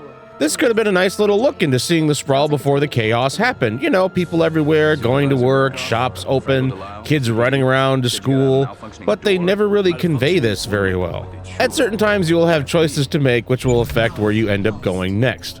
You will often be alternating between playing one of the 3 hacking minigames. 2 of the 3 hacking minigames aren't bad, but they repeat so much that you will tire of them after a couple hours. The game has 4 different endings, which means the story breaks off into 4 different paths, but it's really not that varied. The story never gives us any characters to really care about, and the writing never has any witty banter or clever dialogue whatsoever. Gotcha. You see, that wasn't so hard. That's what she said. That is the first line of dialogue for this main character. Well, I'm glad That's What She Said survived 500 years into the future. Who wrote this garbage? And now we get to the obvious problem, the horrendous art style and the general lack of detail. I've seen some motion comics before, and we've seen several cinematics from XBLA games that are on a budget with varying quality, but this is a new level of bland. Just look at these designs. They must have been in a hurry to get this game done. Even worse is the poor attempt at trying to animate these stills. They do this weird warping technique to like slightly adjust body parts and the characters to kind of give the illusion of movement. It looks like they didn't have the money to hire an actual artist to properly animate the characters, so they just had interns smudging lines and faces around. It looks bad. Some of the worst so-called animation that I've ever seen.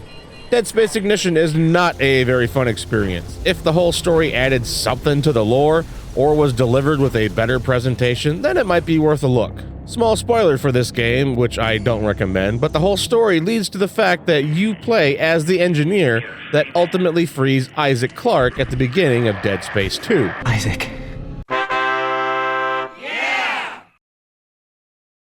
Then he dies within 40 seconds. That's the big payoff. That's it. Alright, I know you're confused right now. I can explain everything, but you gotta trust me, okay? Listen, you're in terrible, terrible danger. He's already dead? This is ludicrous. All right, who called for ludicrous? No, I meant the fact that you play as a boring and useless engineer with no redeeming personality or qualities, only to be killed off in the next game. That is ludicrous. Oh, you don't tell Ludacris what's ludicrous. Ludacris tells you what's ludicrous.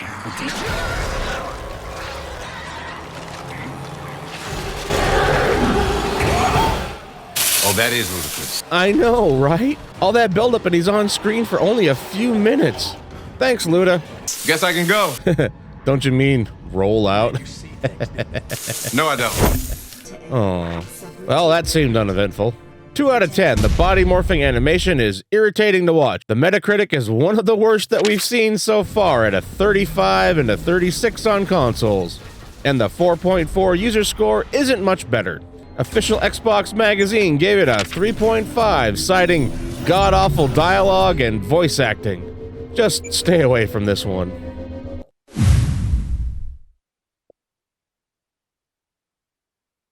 Deadliest Warrior, the game.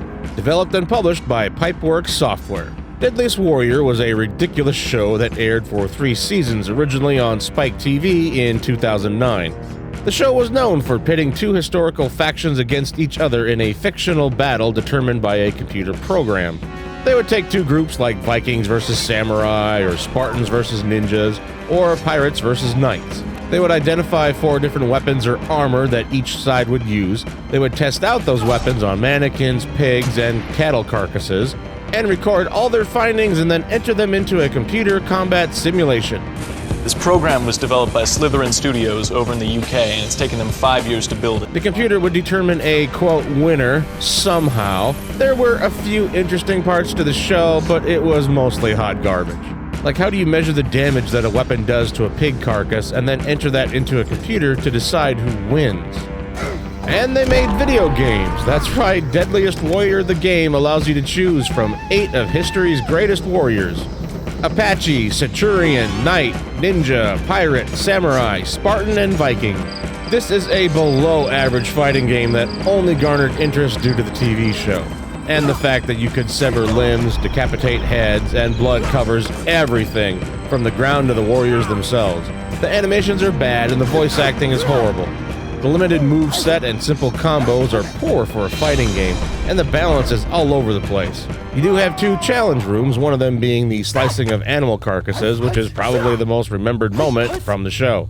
You know, I originally hated everything about this game, then I saw a video of the group Far From Subtle play it, and they actually had a blast.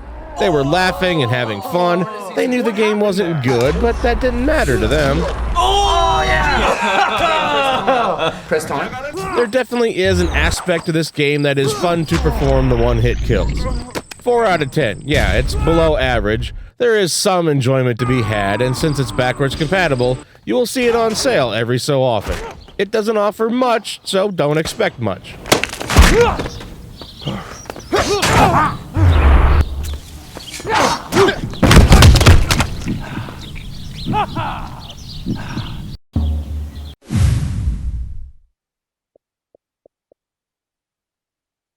Deadliest Warrior Legends. Pipeworks Software returns with a sequel.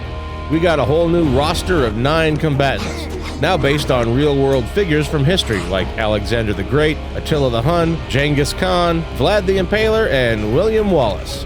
The visuals look slightly better. There are some new fighting options like grapples, pushes, ring outs, and new final strikes. But the gameplay still offers very little strategy, and it plays sluggish. Like before, the one-hit kills and the dismemberments can be fun for a few laughs, but this still isn't a good fighting game. They added a strategy game called Generals. It plays a lot like a game of Risk, or any basic strategy game where you have 2 territories battling each other with numbers. Whenever you try to capture a castle on the map, then it cuts to a one-on-one fight, where the winner determines who keeps the territory. You can unlock abilities, but it's hard to tell if they make any kind of difference. This sequel has more content, and the fighting feels a bit better, so it's a 5 out of 10 now. It's only average. Even with all the improvements, it manages to just barely become average. Fans of the original game should try it. You might like it more than I did, but you're not really missing much. So no head?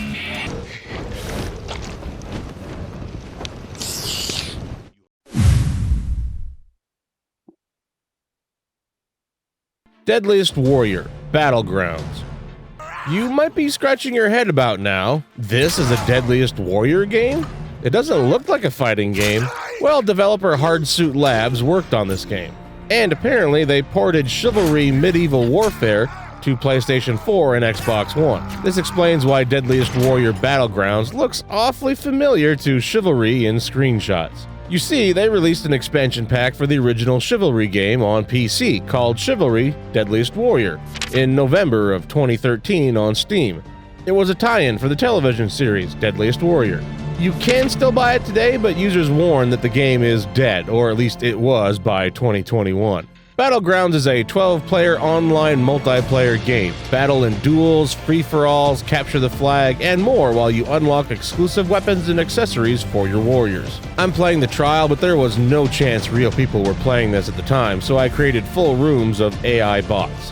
You get 30 minutes to play in the trial, but I kept backing out and trying different stages and modes, so I was actually able to get about 45 minutes total of playtime in. This game is basically the Chivalry Medieval Warfare engine used for the 360 and PlayStation 3, but they stripped out all their unique content and then threw in the generic character models from the world's deadliest warriors: knights, Spartans, samurai, Vikings, ninjas, and pirates. Combat is bland, but you do have a few different strikes that you can do. Once you get the timing down on your swing, you can actually just rinse enemies as they get within range, even if they have a shield. The pirate has a pistol, but oh boy, it is not reliable. Honestly, the game can be entertaining at times. Yeah, it's janky and the animations take time to activate sometimes, but there's nothing like taking off the head of somebody. It's just so satisfying.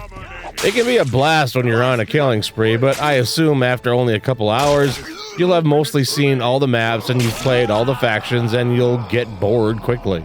Oddly enough, it is still available to buy for $15 US, up until the 360 store ends up closing, it seems like, in 2024. It's functional, but it's a dead game. Unless you know people that own the game, it's a 3 out of 10.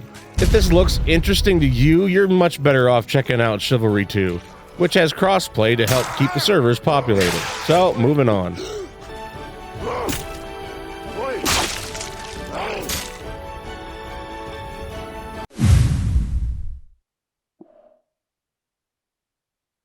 Deadlight. This is a cinematic action puzzle platformer from Tequila Works, set in the American West in a apocalyptic world. What's that, did you say? Does apocalyptic mean? Well, of course, little Jimmy, it's a zombie game. And you know what that means, it must be 2009 to 2013. And it is. Welcome to the golden age of zombie games. That's some good animation right there. We are going to be looking at the Deadliest Director's Cut on Xbox One for a better resolution and some slight improvements. It still is largely the same game on the 360, but it only displays at 720p on that, so let's use the better looking one. The 360 version is not backwards compatible, but as you can see, they have a newer version on newer consoles, so try looking for that. Deadliest has nicely designed comic-style cutscenes. This is exactly what they should have looked like in Dead Space Ignition, or at least they should have been better. The art is good, the voice acting and the writing is also very well done. The animation is still sparse, but it does the job well. Overall, you will notice the game has great atmosphere and the art design is very good. It's clearly very reminiscent of other cinematic platformers like Prince of Persia and Out of This World. The game is more focused on puzzles. Even though you do have a melee weapon and you can take down a zombie, your stamina drains so fast when swinging a weapon that you're really not meant to take out groups of them. Even when you find a gun later, you're encouraged to not use it too much. This might even seem like the perfect game. Nice visuals, animations, and a haunting soundtrack, and it works well up to about Act 1. After that, the puzzles get a little bit more obscure, and it increases the instant death moments when you make the wrong decision. There were moments when I was trying hard to find the right ledge to grab that the game wanted me to grab, and it really sucks trying to fight this later on. Also, trying to introduce a wall jump is just ridiculous. I'm playing as a normal guy, not Spider-Man or Batman. Expect a lot more trial and error later on. The Metacritic for the 360 version of Deadliest is a 68, but the user score is a higher 7.7, with 218 ratings so far. The critic scores have 25 positive reviews with nearly 50 mixed. Clearly this game is enjoyed by many, but it also has some design issues. 7 out of 10. Deadliest is still a good game when you look at what's available for the Xbox 360 library. It should take you about 5 hours to complete.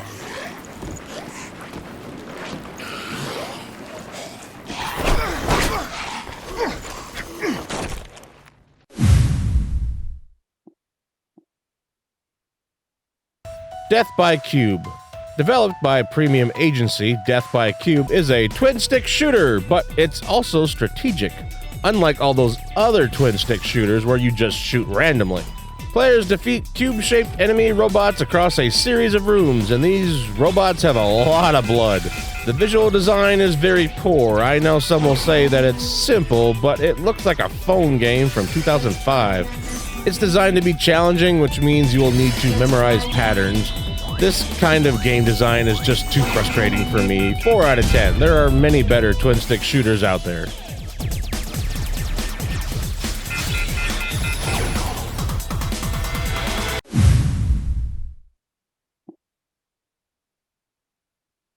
Death Tank. The original Death Tank was a 1996 game developed by Ezra Dreisbach of Lobotomy Software, which was influenced by the DOS game Scorched Earth from 1991. Dreisbach worked with Snowblind Studios to develop a standalone version of the game for Xbox Live Arcade. This remastered version is a nice little experience. Its rather simple gameplay is nicely balanced with some variety to the aiming system. You need to aim your shot at the appropriate angle, but you also need to apply the right amount of power. The uneven terrain helps players not be able to hit their mark too quickly, forcing them to constantly adjust.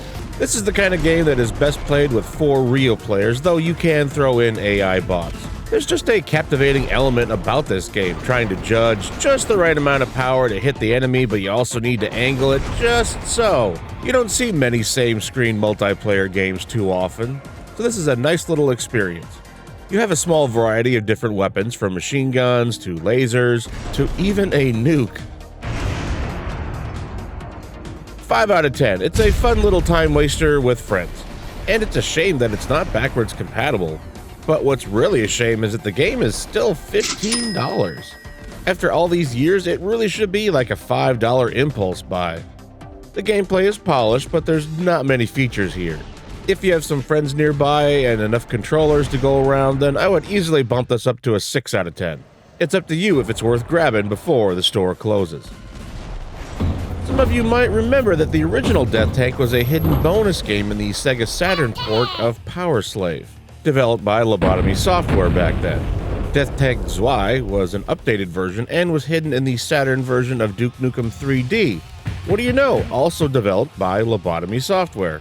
A version of Death Tank Zwei is also included as an extra in this release, which can be unlocked by shooting down a supply plane in the main game. Definitely a nice extra if you don't want to dig out your Sega Saturn.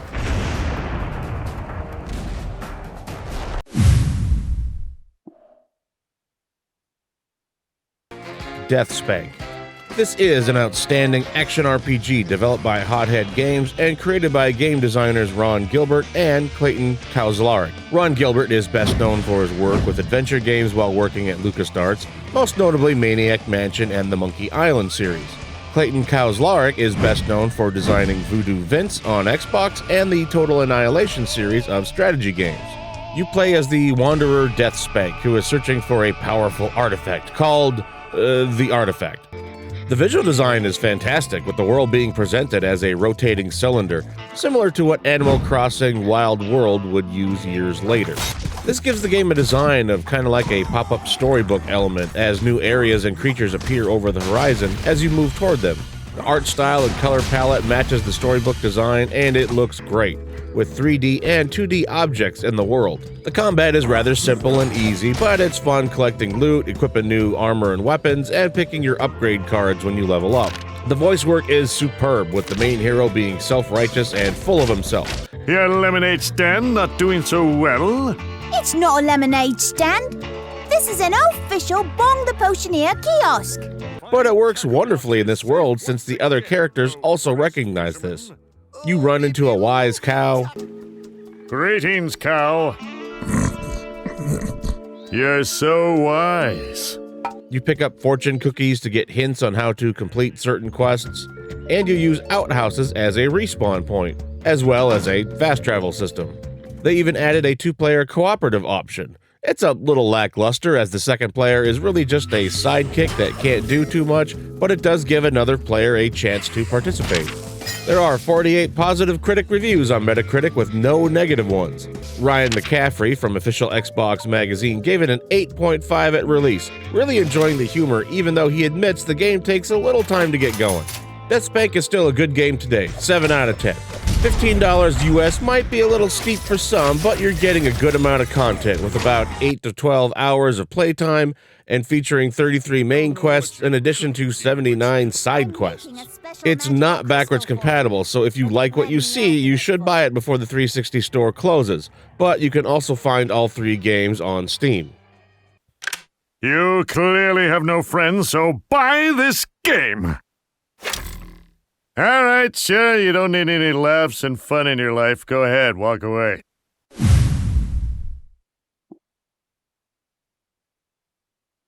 Death Spank Thongs of Virtue. The sequel to the original, Thongs of Virtue, was released only a little more than 2 months after the first game. Ron Gilbert confirmed that they worked on the first 2 Death Spank games at the same time. It was originally planned as one game, but they had to split it into 2 separate releases because of the size limitations for arcade games at the time. Gilbert describes Death Spank as being Act 1 in a story, and that Thongs of Virtue is being Acts 2 and 3. Thongs of Virtue takes place right after the first game, but the setting has changed to a more World War II-inspired look. You start out in a POW camp needing to find a disguise, forge some papers, and find a secret password in order to escape, just like in an old World War II prison camp movie. The game now adds guns to your arsenal. The trademark humor from the original is back, but the sequel is harder to rate because it is more content, but many of the same problems plague this game. The revolt begins now! Ha! The only thing revolting around here is your face! Zing! The combat is still a bit dull, all you do is mash the attack buttons, and it really isn't any more complex or rewarding. Coming in at about 15 hours, it really felt like Death Spank Thongs of Virtue surpasses the original in several ways. There's more diverse content and more great humor, even though it really doesn't add any new features. 8 out of 10. I think this is a standout game on the XBLA platform. one of the better action RPGs, and a funny experience. It's better to think of this as one big long game separated into two parts. It's a shame that only Thongs of Virtue is backwards compatible. I have seen it go on sale, but it's not too often. And I just don't know why this isn't bundled with the first game and playable on newer Xbox consoles. Shortly after Ron Gilbert departed the company in 2010, Hothead Games shifted development to focus entirely on mobile games, in response to market trends surrounding mobile devices at that time. I looked up a more recent interview with Hothead Games from a PR person, and they don't seem to have any inkling to go back to console games or to remaster any of their previous efforts. They seem to be pretty happy going with mobile games only, so don't expect any kind of collection or Ultimate Edition to ever get released. So we're gonna have to make do with what's available now. If you only buy one game this year, you're clearly not playing enough games.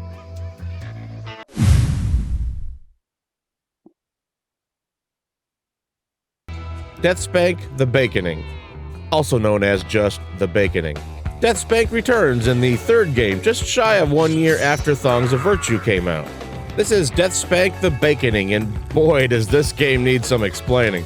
When it was first announced and released, the Deathspank name was dropped from the game's title. Producer Mike Engelhart stated, "This new title isn't Deathspank 3 or Deathspank The Baconing, instead it should be thought of as just The Baconing." Engelhart elaborated by saying that this is a standalone experience that will appeal to fans of the Deathspank character, but also to gamers everywhere who love unique and engaging video games.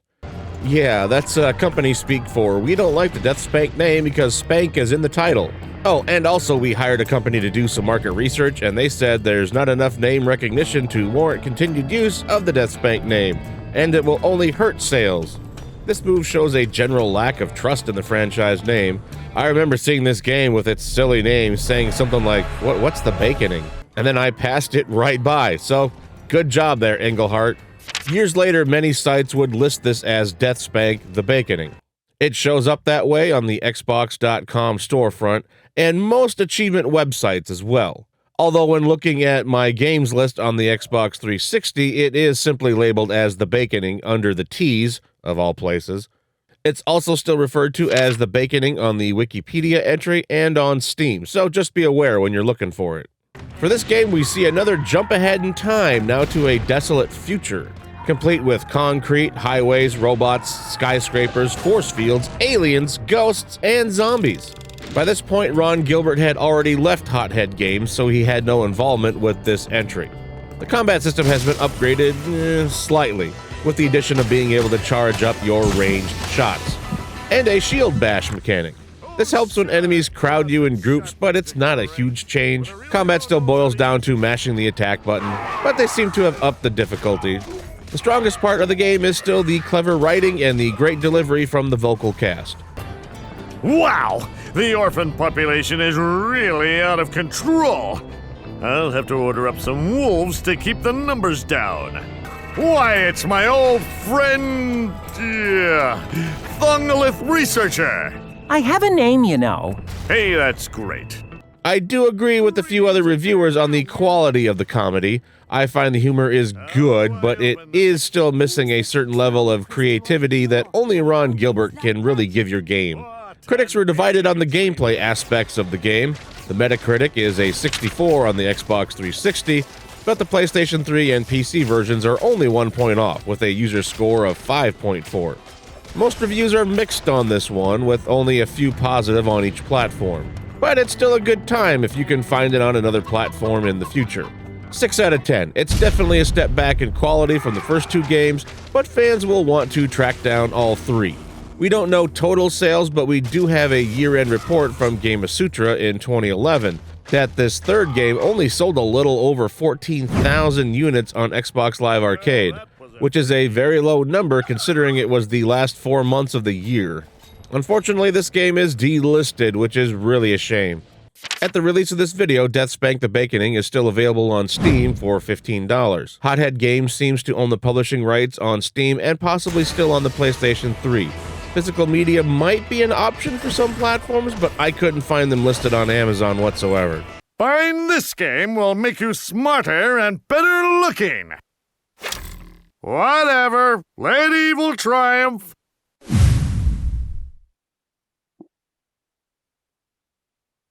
Deep Black, Episode 1. This was an ambitious game developed by Russian studio ByArt and published by 505 Games. We got a third-person shooter with multiple weapons, a cover system, and a lot of combat that takes place underwater. And man, do people hate this game. On Metacritic, the 360 console version received a critic score of 47 and a user score of 5.4, while the PC had two different versions released about 45 days apart. Deep Black received a critic score of 47 and a user score of 1.9. And Deep Black Reloaded did even worse with a 39 and a user score of 3.7. There's a large number of negative reviews, so let's dive in. Dang it, I didn't mean to make an underwater pun right there. You guys expect a higher standard from me. I'm sorry, it won't happen again. I thought the shooting mechanics were okay for a $10 arcade game, and the cover system seemed functional at first. You can even take cover while underwater. And you need to, because a good percentage of the action in Deep Black takes place underwater. And I really do think that these sections look pretty good. It's some of the best underwater lighting effects that I've seen in XBLA games or even several retail 360 titles. But the shooting ends up getting worse. It's hard getting headshots and you'll take damage while in cover. You have a pistol with an integrated harpoon, which you can use as a secondary fire. You can shoot control panels and essentially hack them from a distance. Yep, that's right, it's time to hack again. Time to hack. So turn that one, there you go, circuit connected. This is what you there do? You go. Rotate that, and you gotta turn the bottom one, and then you gotta turn that one to there, and then that one. There you go. Override in place. Doors open. I'm through. But the hacking is more implied. You don't really need to move a little ball around or complete any kind of mini game. You can shoot enemies with it and pull them in closer. Get over here! But then you go into this awkward fight animation where you mash a button, you break away, but then you get locked into it again, then you break out of it and it goes right back into it. This sucks. After some time, the combat becomes very punishing and you will die. A lot. The story is cliche and the voice acting is subpar, but it is written so terribly that I don't think it even sounds like natural dialogue. Deep Black Episode 1 is one of the worst third-person shooters we've run across so far. It has some good-looking underwater technology for the time, but clearly the developers put all of its time into that technology. Keep in mind I only have access to the trial, but other reviews mention that the game only takes maybe 4 hours to beat. So it's a 4 out of 10. It's below average. Nice visuals only go so far. Combat can be frustrating, and you keep repeating the same actions to move forward. Official Xbox Magazine gave it a 2.0. Dear Lord. There were also plans for a full retail release of Deep Black Online for the 360, PlayStation 3, and PC. And they were putting together console versions of their Depth Hunter 2 Deep Dive, which was released on PC previously. But both of these games were canceled. Deep Black Reloaded is no longer available on the Steam storefront as of 2023, and I can't find the original game on there either, so getting this console version before the 360 store closes might be the only way to play it legit in the future.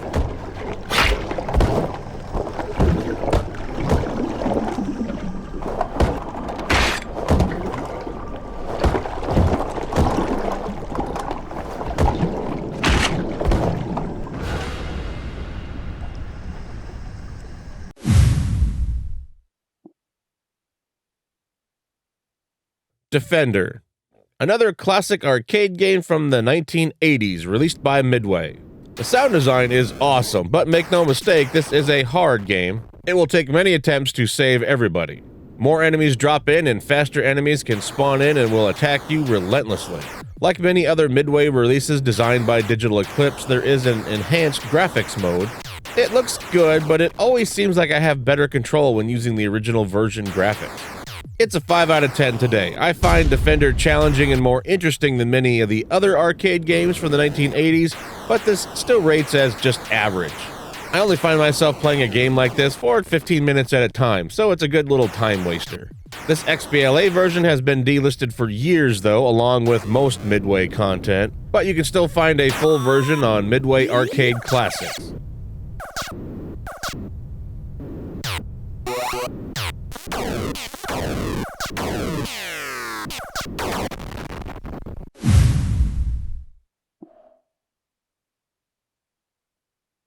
Defenders of Ardania. This is an interesting narrative look at the way medieval games handle their... I'm just kidding. Look at the box art. There's a big tower in the center. This is a tower defense game, obviously. And this one actually does do a few new things. We have another title that claims to be the next generation tower defense game, but it ends up having a lot of mixed reviews. You get a number of tutorials fully voiced, and they really do try to introduce some new towers and concepts to you gradually. The number of units available at any given time is indicated by a counter. If the counter reaches its maximum, you cannot send forth any more troops. The big difference is that both sides build towers on the same map, and they both send out troops with the goal of making it to the opposite castle to destroy it. You need to set up towers to stop the enemy making it to your castle, but you also need to buy different types of troops to damage the enemy's castle. But the enemy is also building and placing towers at the same time. You can only send out waves of 5 units at a time, at least in the beginning, but you need to send them out frequently enough so that they can make it through the enemy towers. In my experience, this drags out the playtime way too much. You just need to get a lot of troops through to do enough damage to win. It's not really about strategically planning your attacks, you just keep sending them constantly to whittle down the enemy castle. Ultimately, these innovations end up hindering the experience by limiting the overall enjoyment of the game. The addition of RTS offensive elements just don't gel very well with the gameplay. It can be fun, it does have some humor, and $15 US isn't a bad price for the presentation and the amount of content that you get. But the combination of defense and offense at the same time, it's a rough mix. 5 out of 10. It really needs some better balance and some tweaks to the AI for it to be a better package. You might like its unique design, but unfortunately, Defenders of Darwinia has been retired on Steam, so your only chance to get a legal copy is buying it on the Xbox 360 storefront before everything gets delisted in 2024.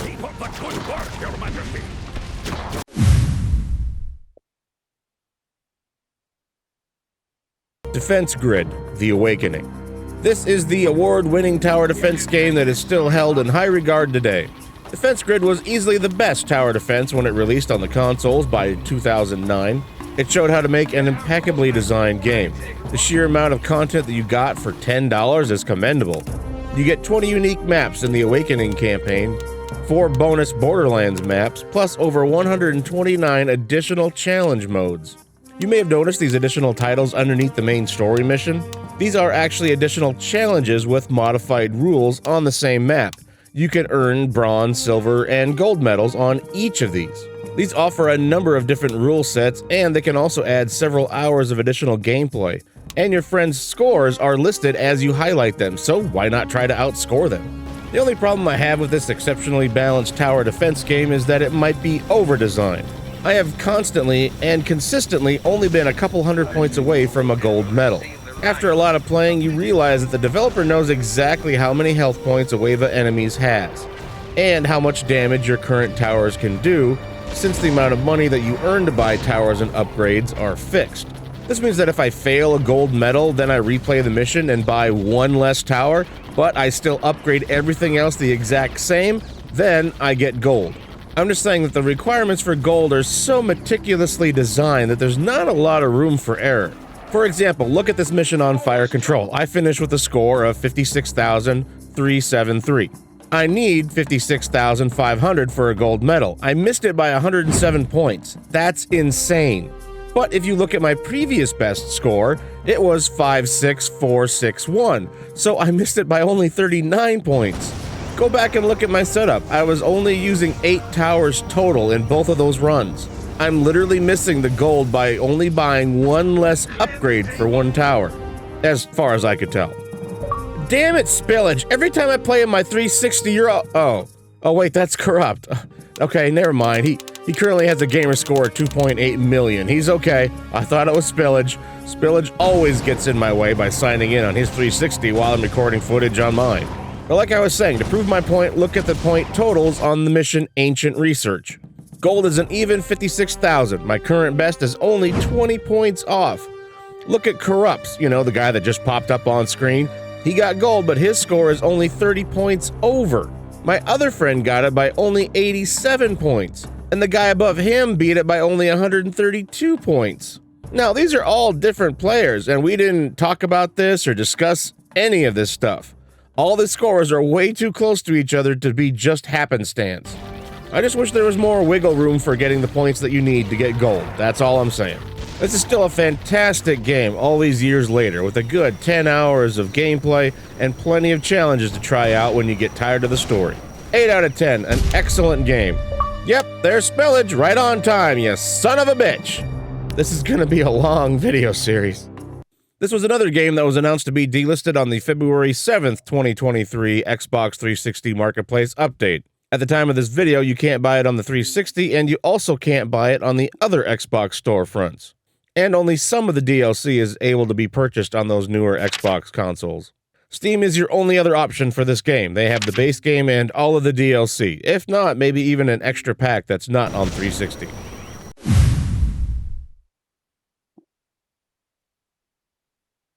Defense Technica from Kuno Interactive. Wait, really? Defense Technica?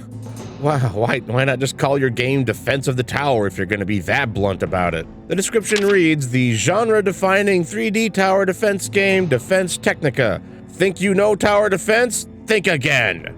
Really? On Metacritic, there aren't even enough reviews to formulate a score for the 360 and the PlayStation 3 versions. When I made this video, there were actually no critic or user reviews even posted. You can see for yourself, no professional critics even bothered to play this game when it came out. So how does it actually play? Well, for a game that tries to insist that it's the next level of the genre, it's a fairly basic tower defense game. I was going to be harsh on the presentation, but it's really not that bad considering it's a small team making a 360/PlayStation 3 game. It looks fine for the time. Defense Technica also came out a good 4 years after Defense Grid, and there's really not anything that it does that's better than what Defense Grid did. I like how some of the stages seem bigger with more pathways to divert enemies. Like, look at this one. I blocked off a few places, but then I realized that I could block off another route, making them go all the way around now, forcing them past several more of my towers. This feels great. This game can also be hard. Enemies come in fast, seemingly before you have enough money, and they just need to get to the core. Then they attack it directly for massive damage.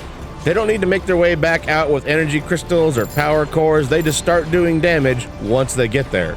Many enemies also drop energy cubes on death. These give you more resources, but you need to move your mouse cursor over them in order to collect them. And they disappear after a short amount of time, so you constantly have to sweep around the map looking for them. I really hate this aspect. Defense Technica also just throws you into the gameplay. It's not very user-friendly. The only feature that is even close to being groundbreaking was the new weather effects, but they just neutralize certain towers when affected, so you just need to build alternate towers to compensate for them. That's it. That's the big change. There's also no narration on the backstory, and there's not much info about certain towers or enemies. All you get is a quick audio description on each tower as you build it for the first time on a map. Stabber installed. Stabbers are specialized in effective short-ranged attacks. Submachine gun installed. Submachine guns attack all aircraft and enemy units approaching. That's the only audio that you get. 5 out of 10. There is no backwards compatibility, so if it looks interesting to you, then you might want to pick this up before the 360 store closes. You can still find it on Steam as of the release of this video.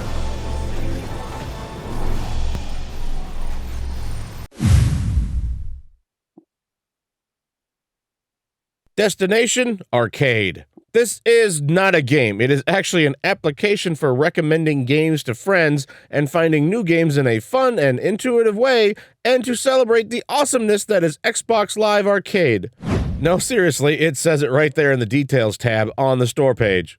It was free, but if you start it up today, it just says thanks for participating in the Destination Arcade beta, and then it promptly kicks you back out to the dashboard if you press A or B. I don't know why, but it still is technically available on the store as I was starting to release these videos. It doesn't work, but it still shows up on lists on arcade websites, so now you know what it is.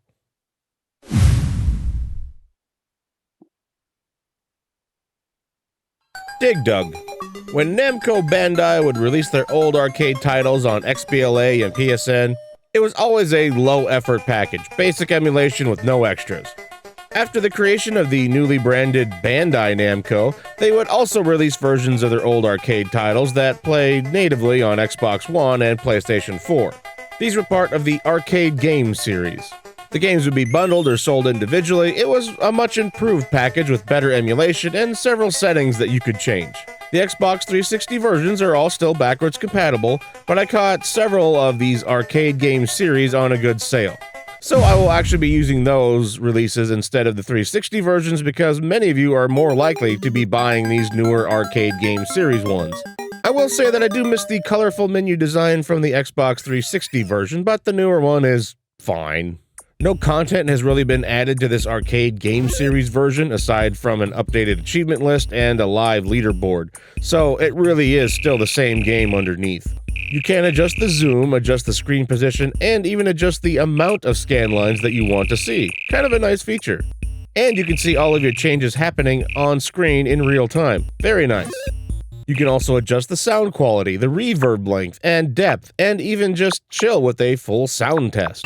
Game settings can also be messed with, and you can even save and quit, though a saved game can only be resumed once, but it still is a great feature.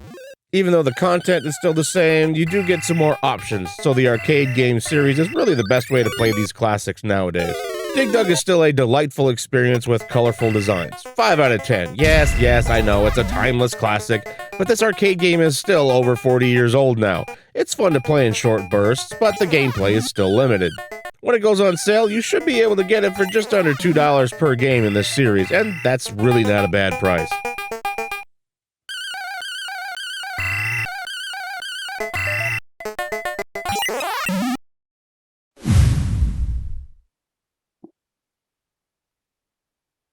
Diner Dash.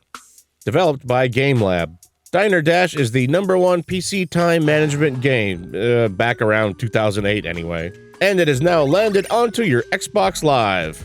This game is not about cooking the meals, as you can see. You are actually the waitress seating customers, taking orders, delivering food, and clearing the tables. In the full game, you can go online and face players in head-to-head matches, but the game has been delisted for a while, so I can't really go into too much detail about this particular game. If it looks fun to you, then know that there are over 20 games in the series, not counting spin-offs. On the 360, it controls well, but this really is a game designed to work with a mouse. Or on the DS, it used a touchscreen, which works even better. 5 out of 10 for this version. You can't play this version on XBLA, PSN, or even the Wii stores anymore, as of 2011. This was probably due to Hudson Soft merging with Konami in early 2012. There are better places to play the series, so just go there. Play any one of them.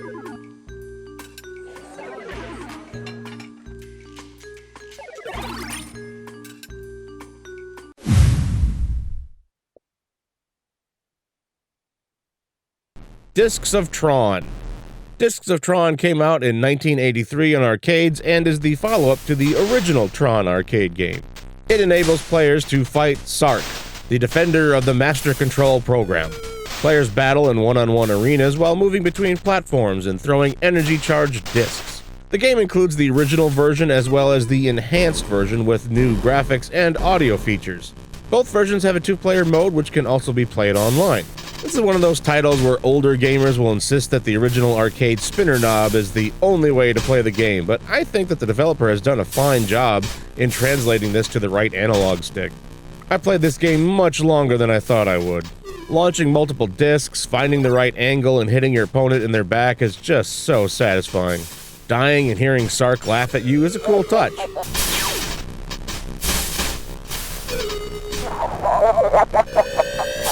Using the enhanced visuals is actually an awesome upgrade. Look at this! It adds a border that blends into the background, making it look like it's a proper widescreen game. I was having a good time at first. The controls work, the latter stages get better, and the AI does a good job of avoiding your shots. But there's only so much to do for solo players, so it's a 4 out of 10. You also have a set number of lives, it seems, unlike the original arcade where you could just keep adding quarters to continue, as far as I understand, but maybe I'm remembering it wrong. Discs of Tron is backwards compatible, so you can still find it on newer Xbox consoles, but not the original Tron anymore.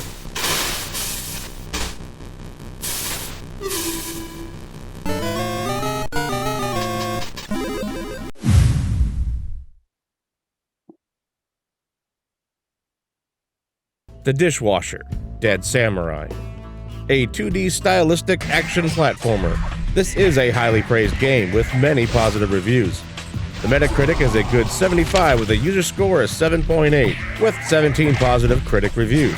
The game features a unique visual style and delivers fast action. You are an undead samurai dishwasher in a dystopian universe on a quest for revenge against the evil cyborg army. I'm going to admit to you that I couldn't really get into this game. I only had access to the trial, and I don't feel like you get enough gameplay to really appreciate a game like this. The design feels good, the controls are tight, and I've heard that this can be a challenging game, having a old-school difficulty to it. The Dishwasher has arcade co-op, drop-in solo campaign co-op, and drop-in solo phantom guitar co-op using the guitar peripheral.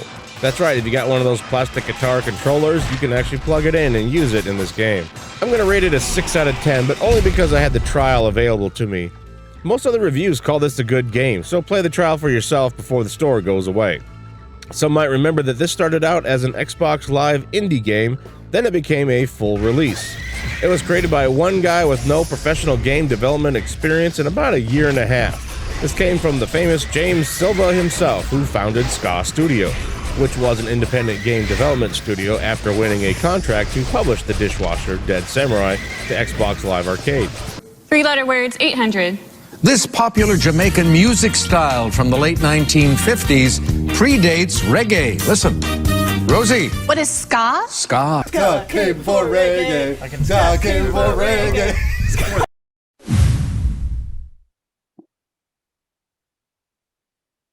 The Dishwasher, Vampire Smile. This is the follow-up to the original Dishwasher game and was released 2 years later. The Dishwasher Vampire Smile is another fast-paced 2D action platformer, but now it's built on a brand new engine that allows for more gore and action. We have another high-scoring game with many positive reviews. The Metacritic is an excellent 81 with a user score of 8.2 out of 43 positive critic reviews. The graphic novel-inspired art style returns, and the action can be even more chaotic. I still only had access to the trial, but I was able to get into this game much more than the original.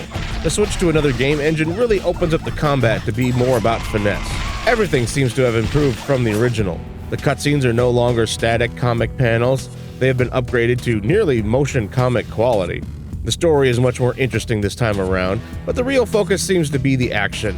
And you get considerably more content than the original. It's a shame that the Dishwasher games are not backwards compatible. I think more people would very easily be able to get into them if they were on newer consoles.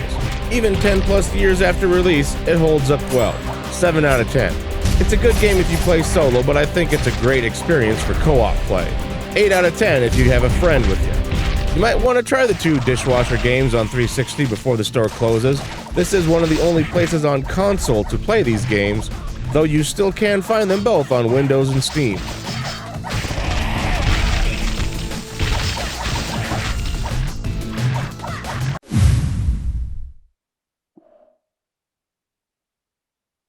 Dogfight 1942. This game came out in 2012, only about a year before the Xbox One would launch. By this time we had seen several World War II combat games, not to mention air combat flight simulations based on the era. Battle Stations Midway, Battle Stations Pacific, Heroes Over Europe, Blazing Angels 1 and 2, Damage Inc., and one of my favorites, IL-2, Sturmovik, Birds of Prey. But Birds of Steel is really good as well. So how is a $10 US arcade game going to compete with much bigger budgets, better physics, better visuals, and a more impressive flight engine? Well, it can still be a bit of fun for a budget price. The visuals are noticeably weak compared to the retail games, with lower res textures, less anti-aliasing, and everything is a little bit blurrier. Shooting and movement really does feel more arcadey than the more simulation-based games. The AI is downright non-existent sometimes. Just look at me mow down all these bombers, which are staying in formation as I kill all their friends next to them. The game has this feature that zooms in on your target while you shoot them. It's kinda cool, but it's also distracting. There's even a kill cam highlight that activates slow-mo. It looks neat, but you lose control of your plane briefly. You can control how often it happens though as well. I still played a good amount of this game for these videos despite its shortcomings. It's only average, 5 out of 10, but keep in mind I might be a little tainted from playing all the other bigger budget flight simulators. To me, this game doesn't control as well as the other full-priced retail World War II experiences, which is to be expected, but the fun is over with kind of quickly when you're playing solo. You should be able to go through all the content in about 3 hours. This game is really built for local split-screen co-op. You have several campaign missions available for co-op. There's a dogfights and survival mode, both which can be done in solo or co-op. So if you have a buddy, then trying everything in co-op should give you a few more hours of playtime, and that's not too bad for $10. There is no online multiplayer, but there is 2 DLCs for $3 a piece, which are still available, and they should give you another couple of hours of content, which might not be a bad choice on a rainy night.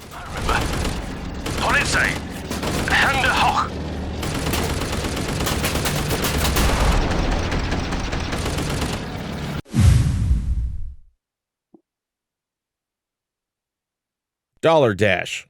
This is a fun and frantic top-down multiplayer game. You pick up random weapons and items to help you stop and delay the other players.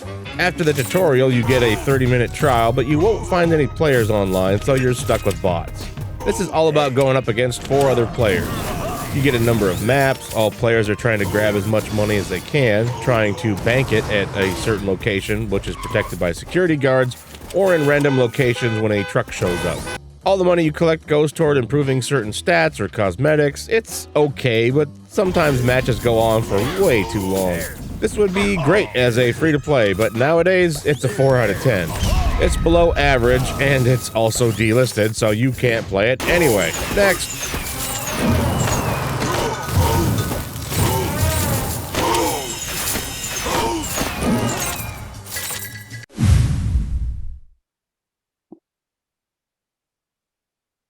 Domino Master. Hey kids, you remember Dominoes? You know, it's that archaic game your grandma and all her friends play.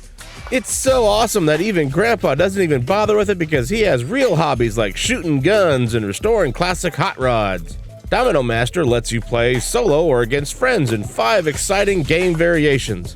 What's that? You don't know how to play dominoes? That's okay, nobody does. Sure, there's tutorials for each mode. Domino Master is still a 3 out of 10. Look, I don't care about dominoes. And the moment I started to not care was the moment I knew video games existed. I played this game for some footage, but I don't get why it's fun.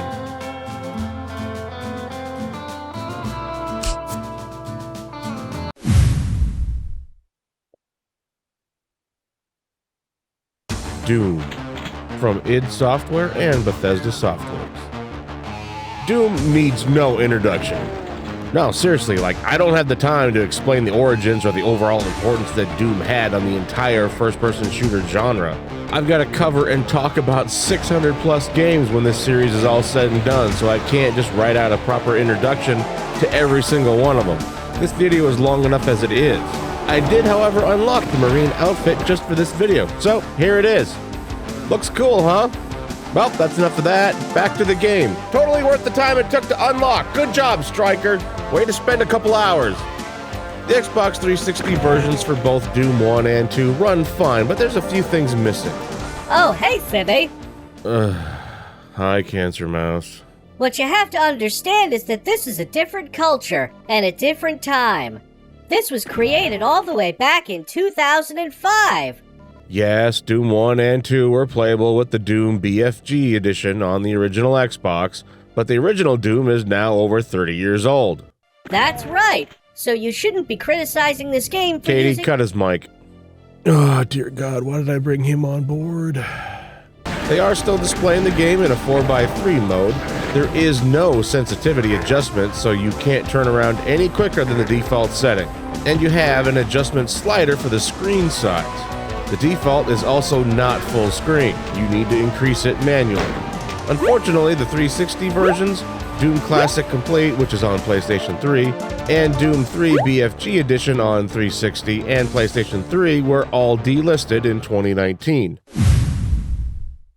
Don't feel bad, the new Xbox One and PlayStation 4 versions have been reworked, and after a patch, they now run better than ever. I have both versions of Doom 1 and Doom 2, as you can see here.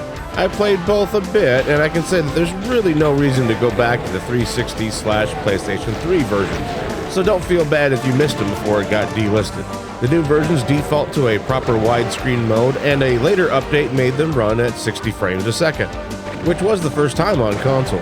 I wish the HUD elements could be shrunk down or moved off to the side like you see on many PC versions.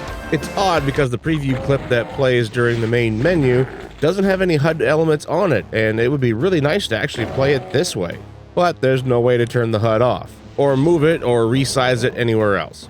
On Xbox One, you can select to start on any map you wish across all the included levels, which is nice. It's been over 30 years since the original Doom came out, and the first two Doom games are much tamer in difficulty compared to what its competition would bring to the table a few years later.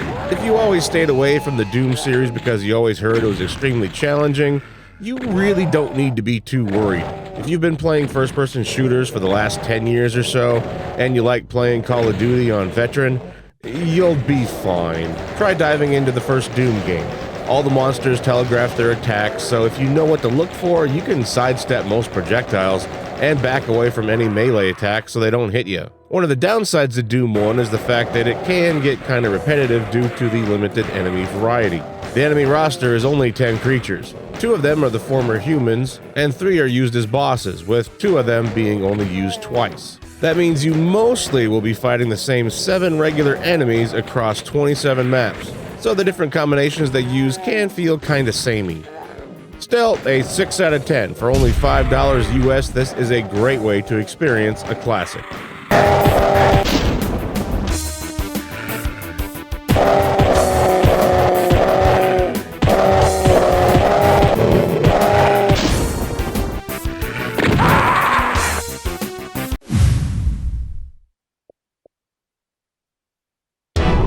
Doom 2.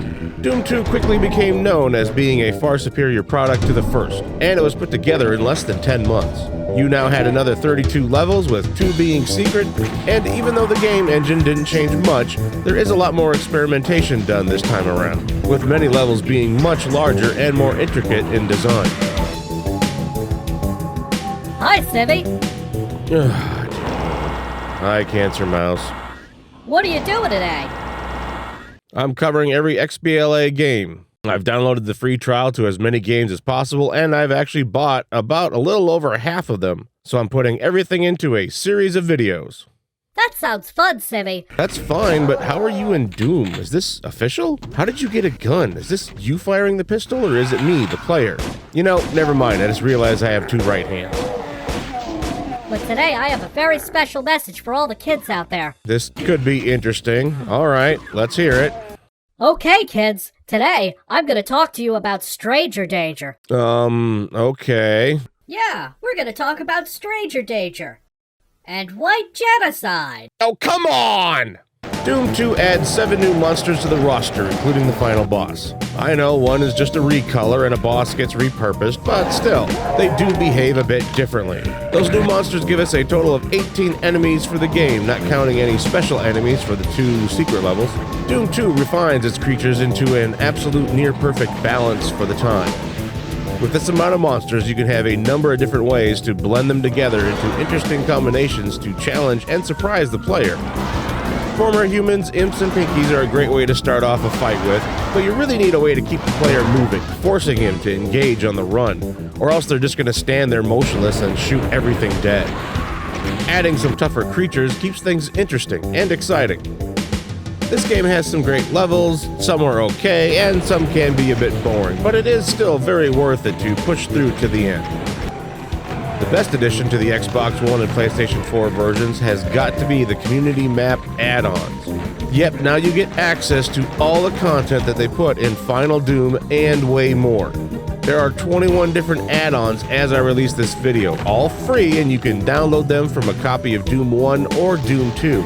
I just decided to mention them during the second game. I don't have the time to go through all of these different WADs, and besides, we're trying to focus primarily on XBLA games, and none of these add-ons were available on the XBLA or PSN versions, aside from No Rest for the Living. Several of these add-ons could have their own 6 to 8 minute video each, and maybe I might do something in the future, but let's just skim the heavy hitters. Like TNT Evolution, a 32 level episode that was officially licensed. It's not that these are real hard, and many praised these maps back in 1996, but nowadays many don't feel they hold up as well, being very maze-like and are often found to be kinda dull and boring. But new players seem to enjoy them just as much, so it might be worth a look. The Plutonia Experiment, created by a couple of brothers that definitely understand how the monsters in Doom play off of each other wonderfully. You're gonna want to play this. No Rest for the Living. Nerve Software developed their own expansion pack under the direction of id Software, called No Rest for the Living. It's often considered to be one of the best episodes for Doom 2. This was once exclusive to the Xbox 360 version, but it showed up on other platforms over the years. Then there's Sigil. John Romero himself designed all of these maps and released this episode for free in 2019. This is meant to be hard. The kind of hard that is designed for the kind of people that have been playing Doom for over 20 years. Sigil is still limited to the enemies from Doom 1, but Romero uses them in a creative way. I think fans will have a good time with this. And yes, even the brand new Sigil 2 is included. There are several other fantastic WADs here. These added community maps deliver a lot of replay and challenge, especially for the asking price. And they will also be mostly new to console players. If you play on PC, then none of this content is really new to you, of course. This game is an 8 out of 10. At least the newer console version for the Xbox One and the PlayStation 4. I don't recommend the XBLA or PSN versions at all. They have a lower frame rate, lower resolution, no sensitivity settings, and they're still locked into a 4x3 mode. You are not missing anything by playing newer versions. If you love the version of Doom from 2016 and Doom Eternal, then this might be an interesting flashback to see how things worked so long ago. I wonder when Sigil 3 is coming out. Oh, hey, Sibby! Hi, Cancer Mouse. I just came to say goodbye. As you may have heard, I've gotten a prominent role in a show on Netflix. You're a fucking mouse!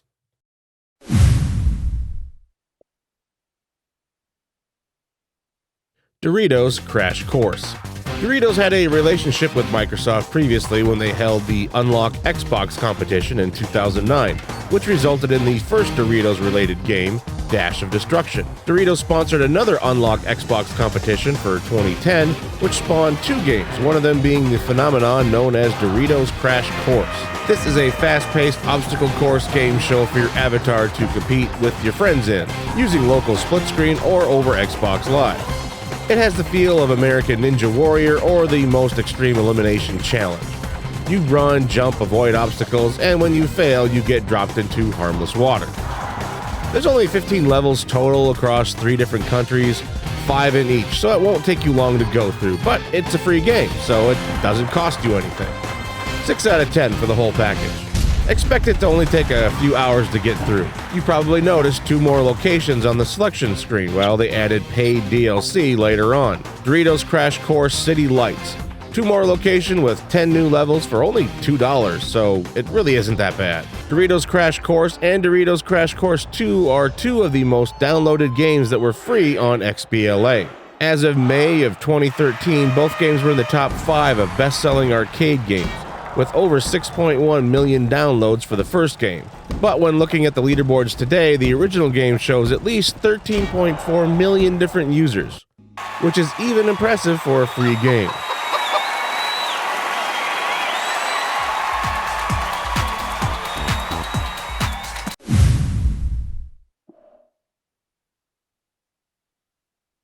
Doritos Crash Course 2. The sequel to the original XBLA smash hit with over 3.3 million downloads by January of 2014. This was a free game as well, so I have the full version, but I can't play it. I'm sorry, I tried. I knew the game was delisted just shy of being released after a year, but I didn't know they had the game tied to online servers, which of course had been shut down. This is likely some form of DRM so that you couldn't duplicate or forge those coin packs, which required real-world money in order for you to add coins to your account so that the player could buy items in the store. It's a shame, but there's nothing to play here, so no score. On to the next game.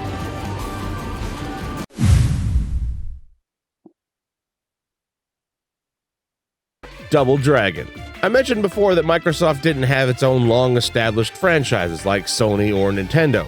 so they went after licensing the arcade rights to famous titles. We did eventually get the NES versions of Double Dragon on Xbox One and PlayStation 4, but before all that, we got to play the arcade version in 2007.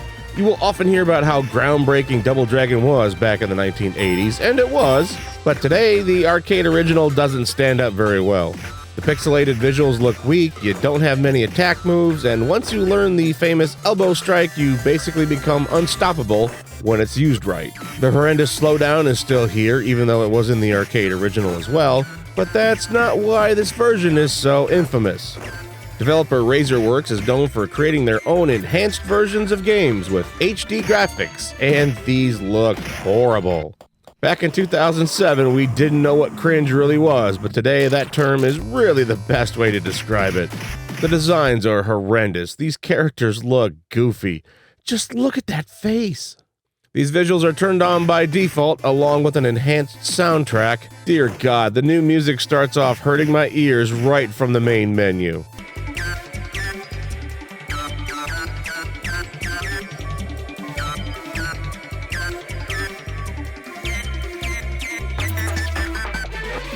You need to turn these off as soon as you can. At least they have the option where you can turn off the new visuals and new sound, and you can just play the original arcade version. With unlimited continues, which means you can beat it in 30 minutes. This version gets a 3 out of 10. All of the new music isn't bad, but you're looking at an arcade game that you're going to be done with once you've played through it a few times. It's a shame the game was delisted only 2 years after release, but that was due to publisher Empire Interactive filing for bankruptcy. So both the publisher and the developer closed down. And it took 10 plus years before we would see the original arcade version of Double Dragon return, which it did in 2018 on the Switch, under the Arcade Archives label. So at least you can still play it today.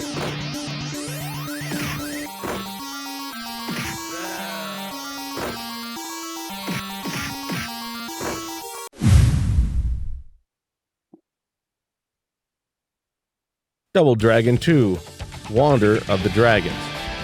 So what do you do when WayForward Technologies makes a solid and fun remake of the original Double Dragon that receives an assortment of good and mixed reviews?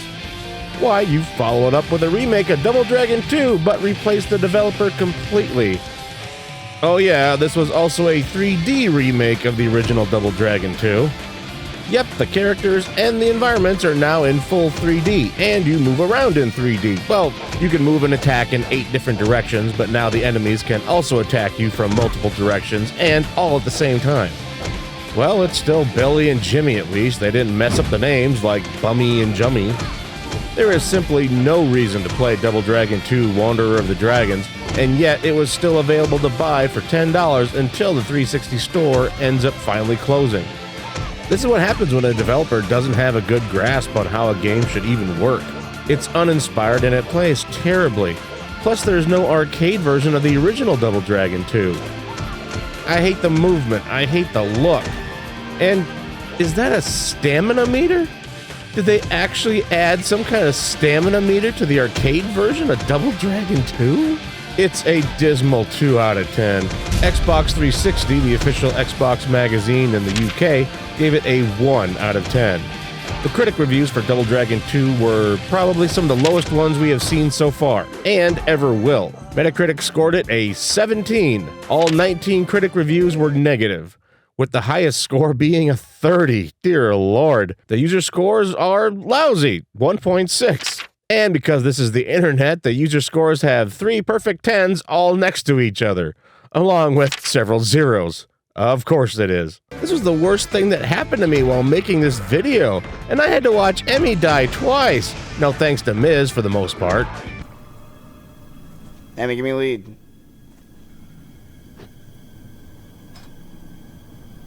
Why? Oh, fuck. What the fuck?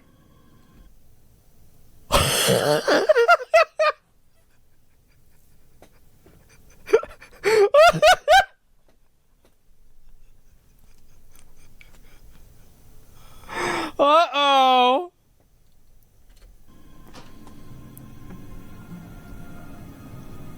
You just fucked up, miss. Huh? Uh-oh. Wait, what? I was literally on the path. Bro. Gotta re-level.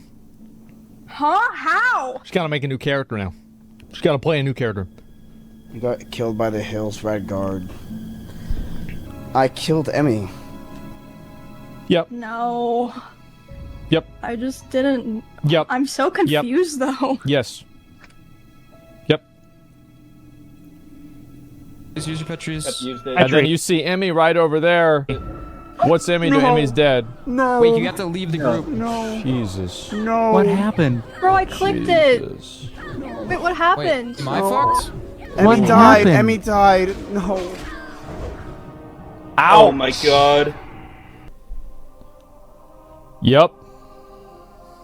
I mean, I'm so sorry. You did it. I'm so sorry, dude. You did it, miss. This is you. Fuck, I was so close to 59. Yeah, you I'm were. so sorry. Well, now you're, now you gotta re-love. You gotta play, you gotta go do the whole game again. You gotta play the whole game again. You put 80 hours into the game. What again. even happened? That was a horrible experience as well, and then she died like 2 more times after that, if not more. I couldn't take it anymore. Here we go. No! There it is. The damage is already done to my fragile little ego. Thank God that he finally used AoE taunt. He used it just in time. Look at all that guilt on his face. It had to be his fault. So don't play Double Dragon 2. It's like having to watch Emmy die all over again in WoW. It just hurts to watch a fragile little life disappear in a puff of smoke. Just like this game. Except no smoke and much more horribly.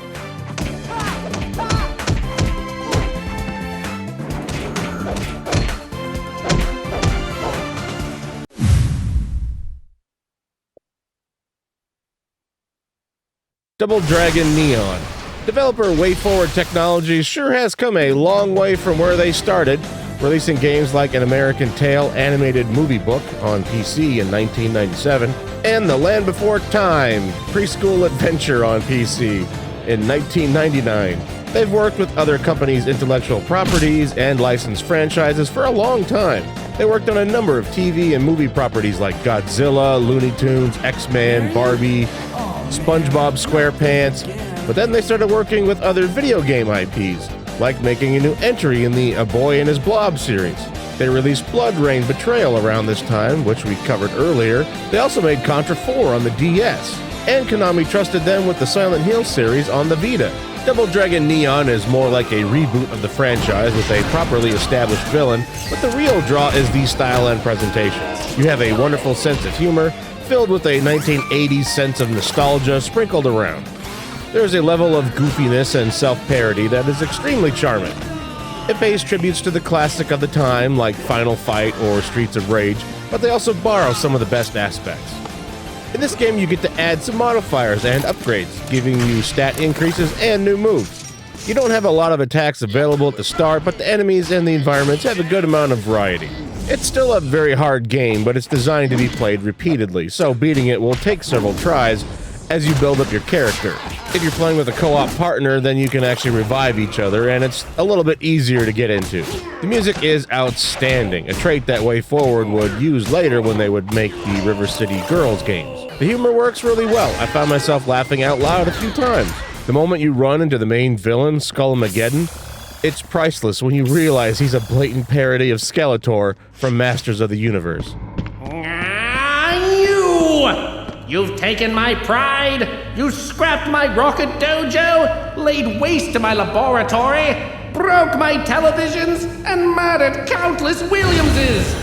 All I wanted was a date.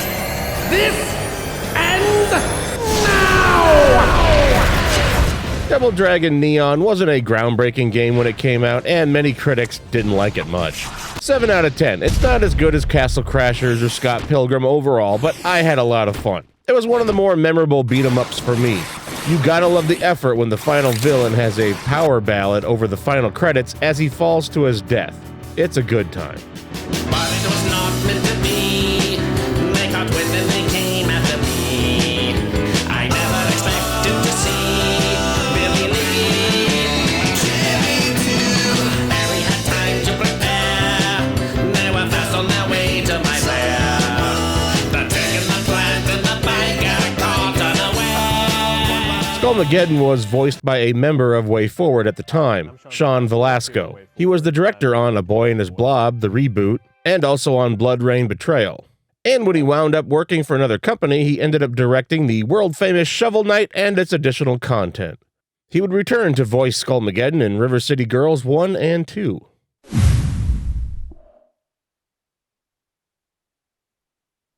Dragon's Lair. What we have here is a fully authentic arcade version for the 360. And you may have noticed that that purple banner is on top. Yes, it's fully playable with Kinect, but regular humans can also just use the Xbox 360 controller, so don't worry. This version has gamer picks and some bonus avatar items to unlock. The 360 version did introduce a lot of helpful hints and options that you could toggle to make things easier or harder with controller inputs and continuing.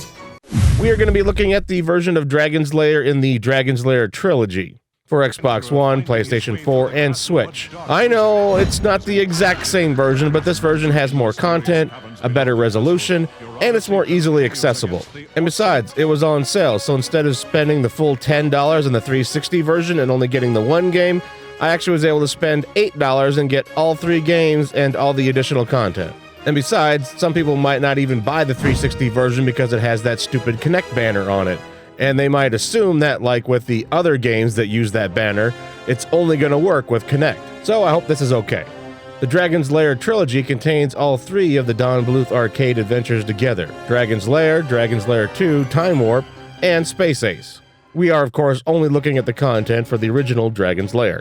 The Metacritic was not kind to the Xbox 360 version of Dragon's Lair, with a score of 44, made up of mostly negative critic reviews.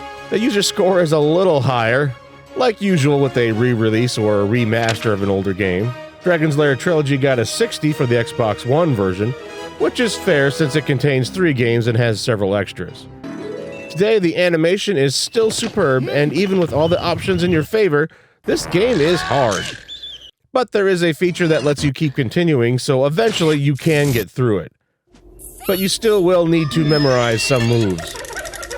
I don't think this game is going to appeal to everybody. You end up with a very short and dated experience. 6 out of 10 for the Dragon's Lair trilogy. But the 360 version only gets a 4 out of 10. It's $10 US for a game that might take you 2 hours to beat and connect functionality that you are never going to use. Let's be honest. The Xbox 360 version does have this strange continue screen with a basic 3D model of Dirk. Wait, I actually think that's the avatar outfit that you can buy for your avatar in the store. Man, it looks creepy. Lead on, adventurer. Your quest awaits.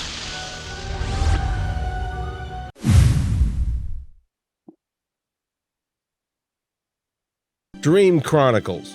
Unlock the secrets of the beautiful and mysterious fairy realm in the 3rd installment of the award-winning Dream Chronicles series. This is a point-and-click adventure, except it's not fun. It was delisted so fast that I was surprised I even had the trial downloaded myself.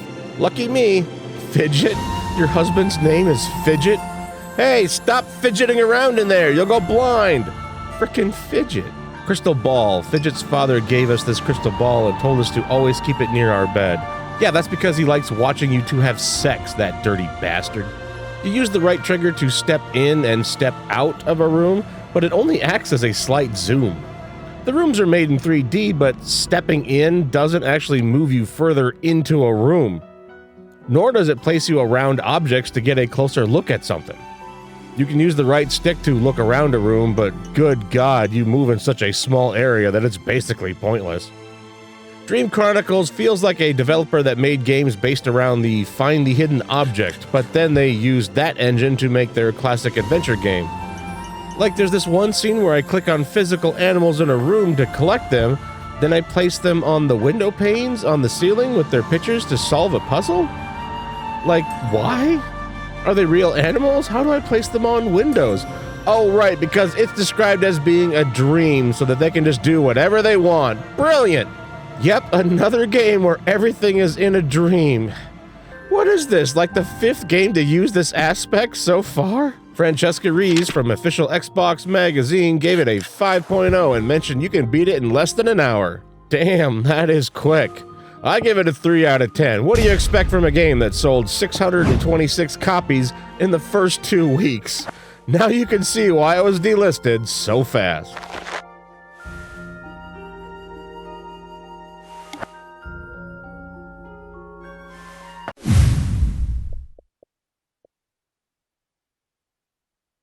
DuckTales Remastered. Developer WayForward did a good job when using other companies' intellectual properties. Like the new A Boy and His Blob on the Wii received great reviews. Contra 4 was also a great entry for the series. And while Double Dragon Neon wasn't the genre-defining change to the beat-em-up formula, it would prove to be a good game that would eventually lead into them creating the phenomenal River City Girls series. At one point, they also got the chance to remaster the NES version of DuckTales. Presentation for DuckTales Remastered is outstanding, using a combination of 2D hand-drawn character sprites and stages modeled in 3D. The dedication to the animation is insane. All that climbing for nothing, eh, Mr. McD? Bless me bagpipes, the scepter of the Incan king!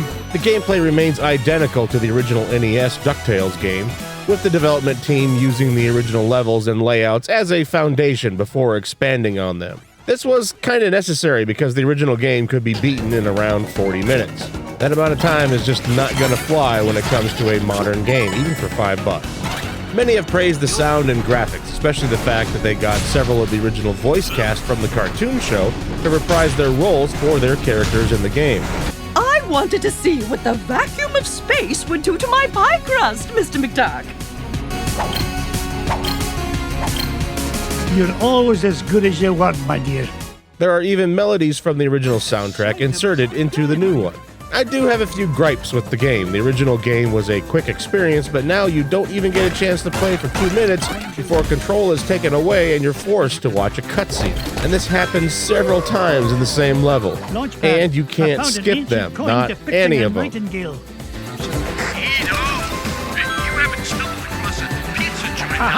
The green coin bearing the image of the Queen's horse. Isn't it all around Will help us find it. This really slows the game down. I don't mind having cutscenes at certain points, but let me skip them later on, or when I'm repeating a level. They just interrupt the gameplay way too much on repeat visits. DuckTales Remastered is a good game, especially when compared to what's available on the Xbox Live Arcade. 7 out of 10. It only takes 2 hours to beat the game, but with multiple difficulty settings, artwork, and sketches to unlock, you're looking at a solid 5 to 6 hours of playtime to get the most out of it.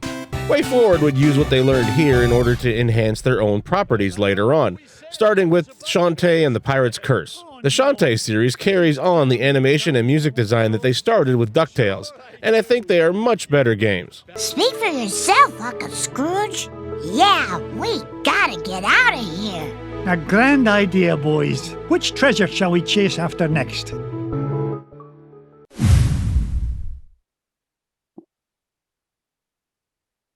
I've come to chew ass and to kick bubblegum, and I'm all out of ass. Duke Nukem 3D. Duke Nukem 3D is another one of those hallmarks of PC gaming back in the 1990s. Originally designed on the Build engine, a powerful engine that has been the basis for some of the best first-person shooters of all time. You see, kids, there was this holy trinity of Build engine games that remained unchanged for decades. I can't really speak about the high quality of games that have come out since 2015 or so, but this trinity consisted of Duke Nukem 3D, which was the start of it all, and then there was Shadow Warrior, a superior game in many ways, bigger levels, more enemies, tougher bosses, and just way more stuff. And then you have Blood, the standout and true king of all the games released on the Build engine. At least it was for a few decades. I'm not exactly sure if you would still consider these three to be the best, because there's actually been some additional games that have used the Build engine. But as far as the 90s are concerned, these three can't be beat.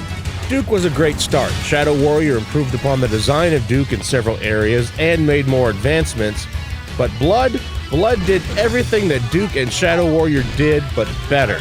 The level design and the art direction are far superior, with a much deeper and foreboding atmosphere that just isn't present in the other two games.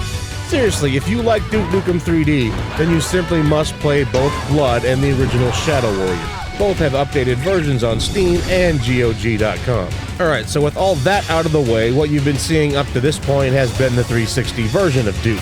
But I only have the trial available to me. The 360 version of Duke Nukem 3D will still be available on the storefront until it closes July of 2024.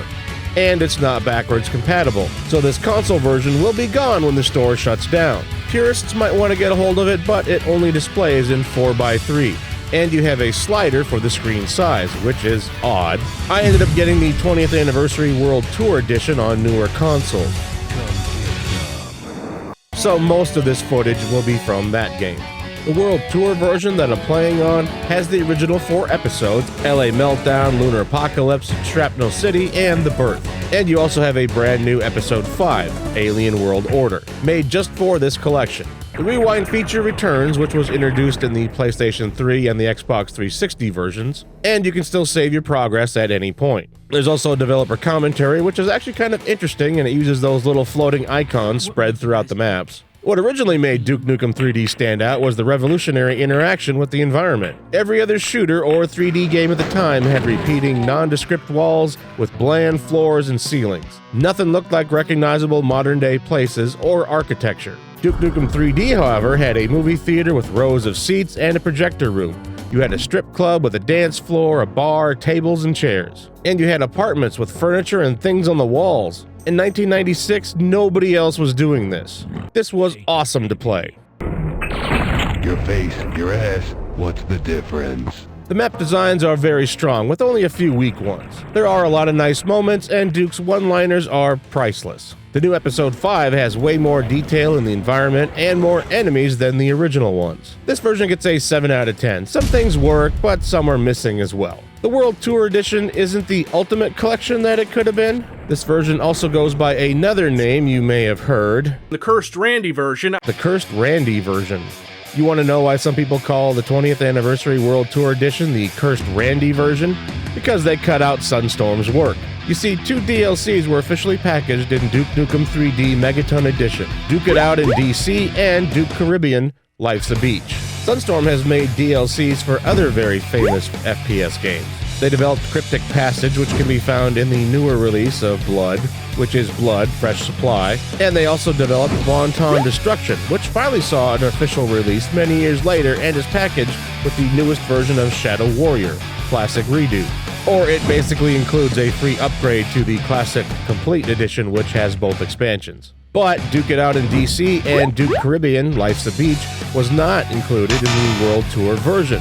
The 2 companies behind publishing Blood and Shadow Warrior went to the trouble to actually pay Sunstorm for their hard work and include their expansions for players to enjoy in the newest packaged versions of their owned properties. Gearbox Software did not. But why? Well, the CEO at the time was Randall Pitchford II. Oh, hi, Randy. The ultimate decision would have been his. And that's why this is the Cursed Randy version. Altogether, there were actually 3 official authorized DLC packs for Duke Nukem 3D. The first 2 I mentioned were done by Sunstorm, but there's a third one that was just made for Christmas that was done by another party. But all 3 of them were official, and they were actually sold in stores separately, and they have been bundled all together in the Duke Nukem 3D Megaton Edition and the Plutonium Edition. But not anymore.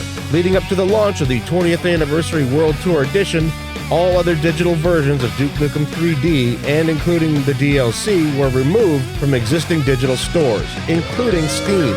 The sad thing is that the Megaton Edition actually came to the PlayStation 3, with all 3 authorized DLCs, a first for consoles.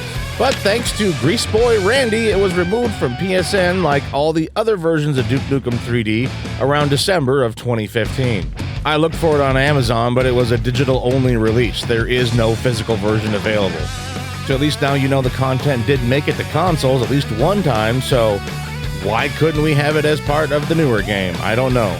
The only digital store that has an unrestricted license to sell the original Duke games is the Zoom platform at zoom-platform.com. They are the only place you can still get the Atomic Edition with all the DLC, including Duke Nukem's Penthouse Paradise and the 2 Duke Zone packs.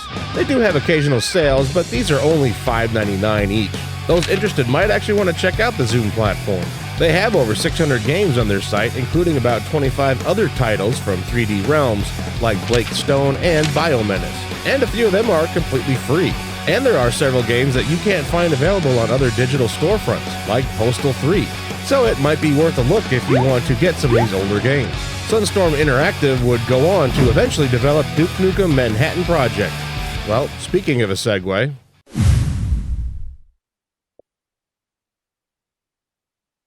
Duke Nukem Manhattan Project, from 3D Realms and developed by Sunstorm Interactive. After the release of Duke Nukem 3D, 3D Realms began work on a platformer originally called Duke Nukem Forever.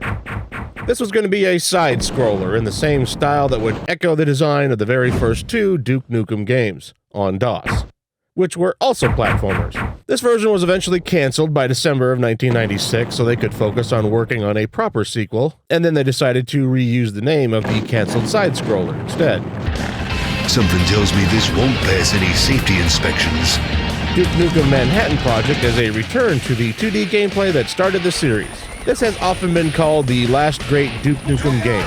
Well, I'm not sure about often, but Civi11 said this during his review. Developed by Sunstorm Interactive, a company that has made Duke content before, they have easily proven that they know this character quite well with Manhattan Project. This is the type of budget game that you see on store shelves for $10 on Windows and Mac. It was also on Steam and GOG until all digital platforms got pulled thanks to the Great Randy and his disappearing act. Ooh, Randy. Get out, Randy! Sorry, I'll contain myself. Otherwise, the Zoom platform is the only other place that has the exclusive digital rights to the earlier games in the series and this one. Originally, I dismissed this game as being some cheap and clunky platform game. I knew Duke started out as a platformer, but I just didn't like the way this game played. But then I gave it another try. John St. John quite possibly sounds the best he ever has as Duke in this game. I could do this all day. Obviously, the sound recordings are of much better quality than the original Duke 3D ones, so his vocals come across clear and clean. But it's also his tone. I'm all yours. So many babes, so little time. The sound director from Sunstorm Interactive knew exactly what he wanted, and he got a superb performance. This isn't the introduction to the ecosystem. I believe that started in Land of the Babes, if I remember right, but it is used here very well. You got 8 chapters consisting of 3 levels each, and your 2 main goals are always the same. Find the level key and save the babes. Yes, that's right, we actually get to save the babes. Sir, do we get to win this time? This time it's up to you. The Nintendo 64 version of Duke 3D was the only version where you actually could save them. Even in the 20th Anniversary World Tour Edition, you couldn't technically save them. They were there, often surrounded by explosives, and you might accidentally get them killed, but you could never just walk up to them and actually rescue them in any kind of way.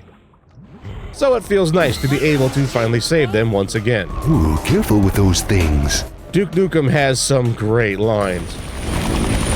Come on out, Morphix. There's only 2 ways this can end, and in both of them, you die. Oh my god, do you know how long it's been since Duke has had a good, badass line of dialogue? Oh man, it's been over 20 years. This game originally released in 2001, but it didn't come to XBLA until 2010. And yes, that means none of his lines in Duke Nukem Forever were good. We all know this is true. Don't kid yourself.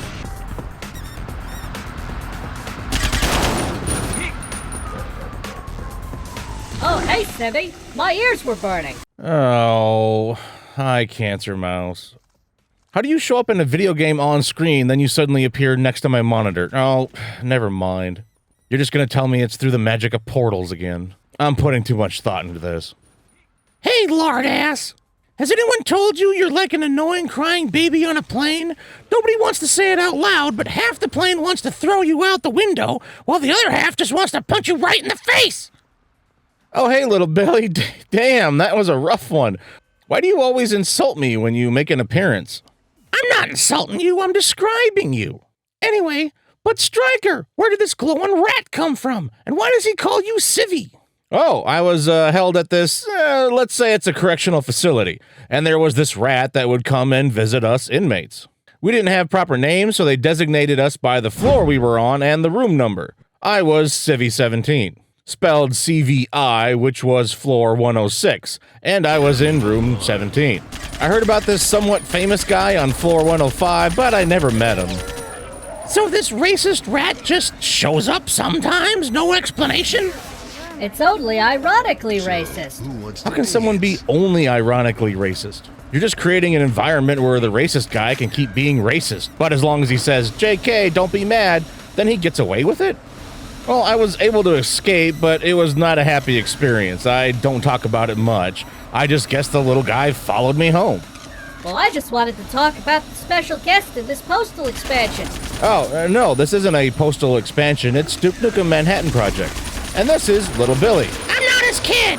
Yes, regardless of what the internet might think, he is not a JPEG of my own son that I try to profit off of. Yeah, I'm a real boy! Right, just not mine. What room is this in your house, anyway? I don't recognize it. Why does it look like a prison cell? Why would you have a room that looks like a prison cell in your house? Dang, those women you rescue have massive junks! Actually, Civvy, there are some types of flies, cockroaches, and even spiders that lactate. Is this rat, kinda slow? I want to use the R word and just kick him across the room, but I'm trying to be more sensitive to the YouTube audience. Been a while since you let me do something educational on the show, Civvy. Oh, I hate you so much. Little Billy, do it. A frog? All right, finally. Look here, you rat fuck. Your family tree must be a cactus because all I see are pricks. Today I'd like to talk about the great wisdom and traditions of the Native Americans. Oh, I'd like to see things from your rat point of view, but I can't seem to get my head that far up my ass. History tells us of knowledge passed down from the... Why are you always glowing, too? Are you sick? Is that radiation? Why do my testicles always feel smaller when you're around? Katie, cut their mics. What am I doing with my life? Maybe I can go back and get locked up again. It wasn't so bad, really. Shock therapy was kind of fun sometimes. For its time, Duke Nukem Manhattan Project was supposedly a decent side-scroller. On Metacritic, the PC version got a 78 back in 2002, with a rather good user score of 7.8. But 8 years later on the 360, it got a pathetic 41, with the user score a little higher. Many reviewers didn't like the character models, the environments, the shooting mechanics, or the art style. Some thought the game looked like shovelware assets updated to HD. Damn, kinda harsh. I enjoyed my time much more during this repeat visit, but it's still only a 6 out of 10. Duke is back in fine form. Some levels can drag on and get a bit monotonous, but the one-liners are great, and the writing is in the style of the previous games. Sunstorm has made a good Duke game. Us console users, we just got it 9 years later. If you do get this on PC, then there's actually a way that you can zoom out the FOV a little bit more. This is what 90 looks like, and it seems to work rather well. Yes, you will see the edges of some of the screen a lot, because the game was never meant to be zoomed out this much, but it just looks a lot better this way, and it's just more playable. The default FOV just feels a bit too close, but on console, this is all you have for an option.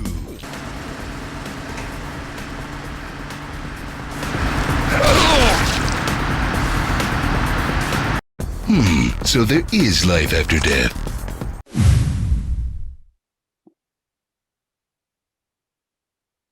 Dungeon Defenders. From trendy entertainment. Because it was the style of the time. Which was the style at the time? It's trendy. Dungeon Defenders gives us a unique take on tower defense. You pick a class, and you level up your character, upgrading weapons and armor that you get from chests or drops. And you distribute your points to evolve your character. You have the ability to attack enemies directly with your character, and also to build and maintain towers. You usually need to do a mixture of both, since you won't have enough money to put down enough defenses to stop all the enemies coming in, and you don't have good enough weapons and armor to really kill everyone by yourself. The maps are really designed with multiplayer in mind. There are several entry points for the enemies, and you can't just funnel them all down one path. This is a good multiplayer game where you can do 4-player local split-screen co-op. Lots of positive reviews, and you get a good amount of content for your $15 US. It was very popular at release, selling 235,000 copies by December of 2012, only being 3 months on the market at that time. 6 out of 10. If you have friends to play with you, then consider this a 7 out of 10. It's still fun by yourself, but the camera is kind of hard to move around and making progress can be very difficult and it takes some time. You will be stuck with one type of tower and a shield for several stages, and getting new equipment is slow. I can totally understand if you don't want to drop $15 on a game that came out in 2011.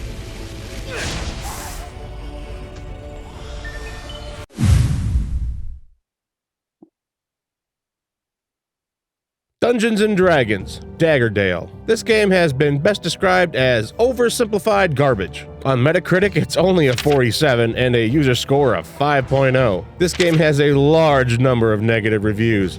Even the official Xbox magazine scored it a 4.0, saying the overall package is too unpolished and bug-riddled to be enjoyable.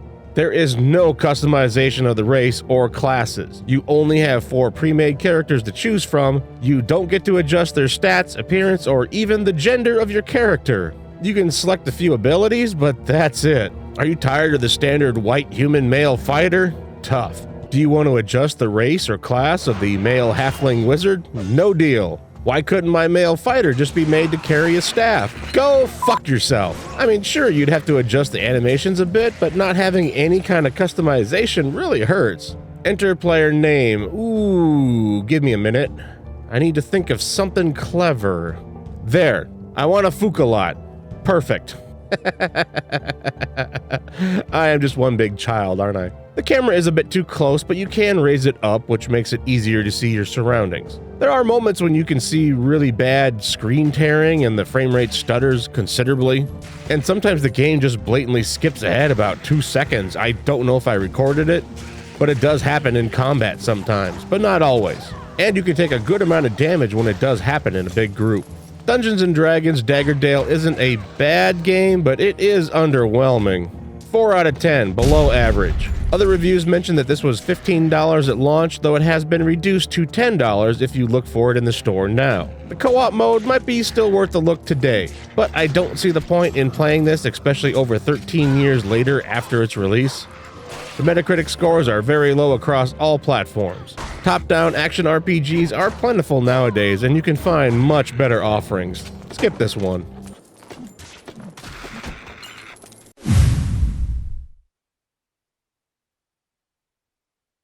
Dungeons & Dragons Chronicles of Mystara. And please ignore every time I call it Mysteria after this. I messed up, but everything was already edited, so sorry. This collection continues Capcom's high-quality conversions of their older arcade machines. This time we have 2 arcade titles, Dungeons & Dragons Tower of Doom from 1994, and its sequel, Dungeons & Dragons Shadow over Mysteria from 1996. Both of these titles are severely outdated in their visuals, but there are a few different filters to help smooth things out, and you can also play without filters as well. These are some rather standard hack-and-slash games. You can buy items in between stages, but both games also do have multiple paths through them, so this does give them some replay. One nice update is the challenges, a number of in-game activities that range from getting kills, using sub-weapons and magic, and a few more. These carry over from each game, and there is an overall rank that you can earn as you play. Completing challenges gives you points that can be used to unlock artwork and other promotional things. It's a nice reward thread that goes through both games, giving you something to work toward. First game is Tower of Doom, and it should take you about 60 minutes to get through. Shadow over Mysteria should take about 90 minutes, and it is a much better experience. Some monsters are repeated, but you do have more playable characters, and there's more story to go through. You have unlimited continues for both games, which is nice because these are old arcade games from the 90s. They can be tough. There are other beat-em-ups on XBLA that would end up raising the bar in quality, but this is still a good game, 7 out of 10. You got unlockable content, online and local multiplayer for 4 players, and enough content to come back for a few playthroughs of both games. This is backwards compatible, and it is also still the only place to find these games so far. Capcom hasn't included them in any one of their other newer collections, so maybe look out for this one here.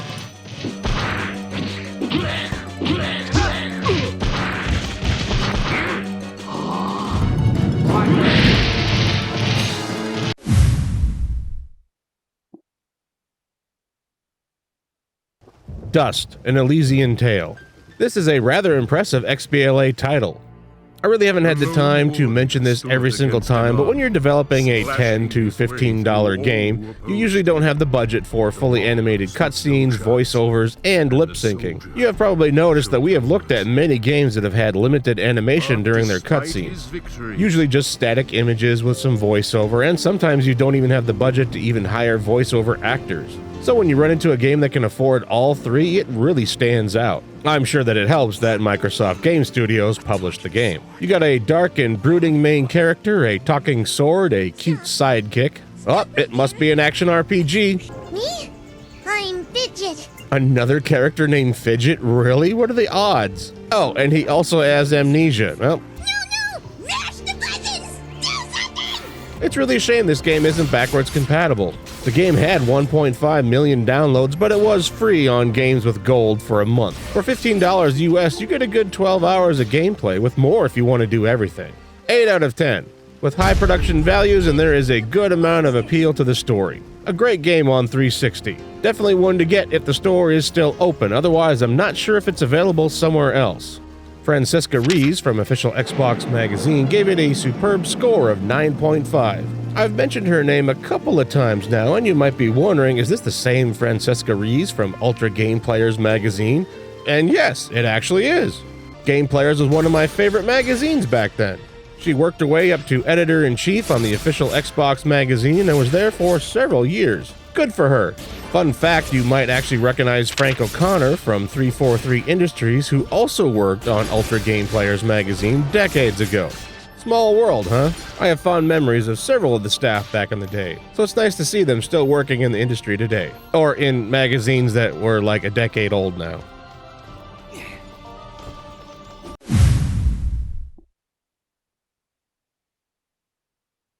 Dust Force. There are not enough reviews for a Metacritic score on the 360, but the PlayStation 3 version has a score of 70, with a number of positive and mixed reviews. This is a game I just don't care about. Dust Force is a platformer where you must sweep leaves off the ground to keep your combo going and to clean the dirt off of woodland creatures? You might think I'm kidding, but I'm not. The game does teach you how to perform running and jumping off of walls and gives you time to learn more. But this just seems silly to me. The old man has a leaf blower and you blast the dust off of squirrels. Yeah, those little balls of leaves are actually animals that you rescue by blasting or sweeping the dust off of them. Like this guy, it's not a monster, it's just a nice friendly bear that got covered in dirt. 6 out of 10. I'm sorry. This is designed to be a beautiful and carefully crafted platformer, and the others seem to enjoy it, but I just couldn't get into it. Maybe it's the fact that after this I still have another 400 games to play, I don't know, but you can be the judge of that. This just didn't stand out to me, but maybe try it for yourself.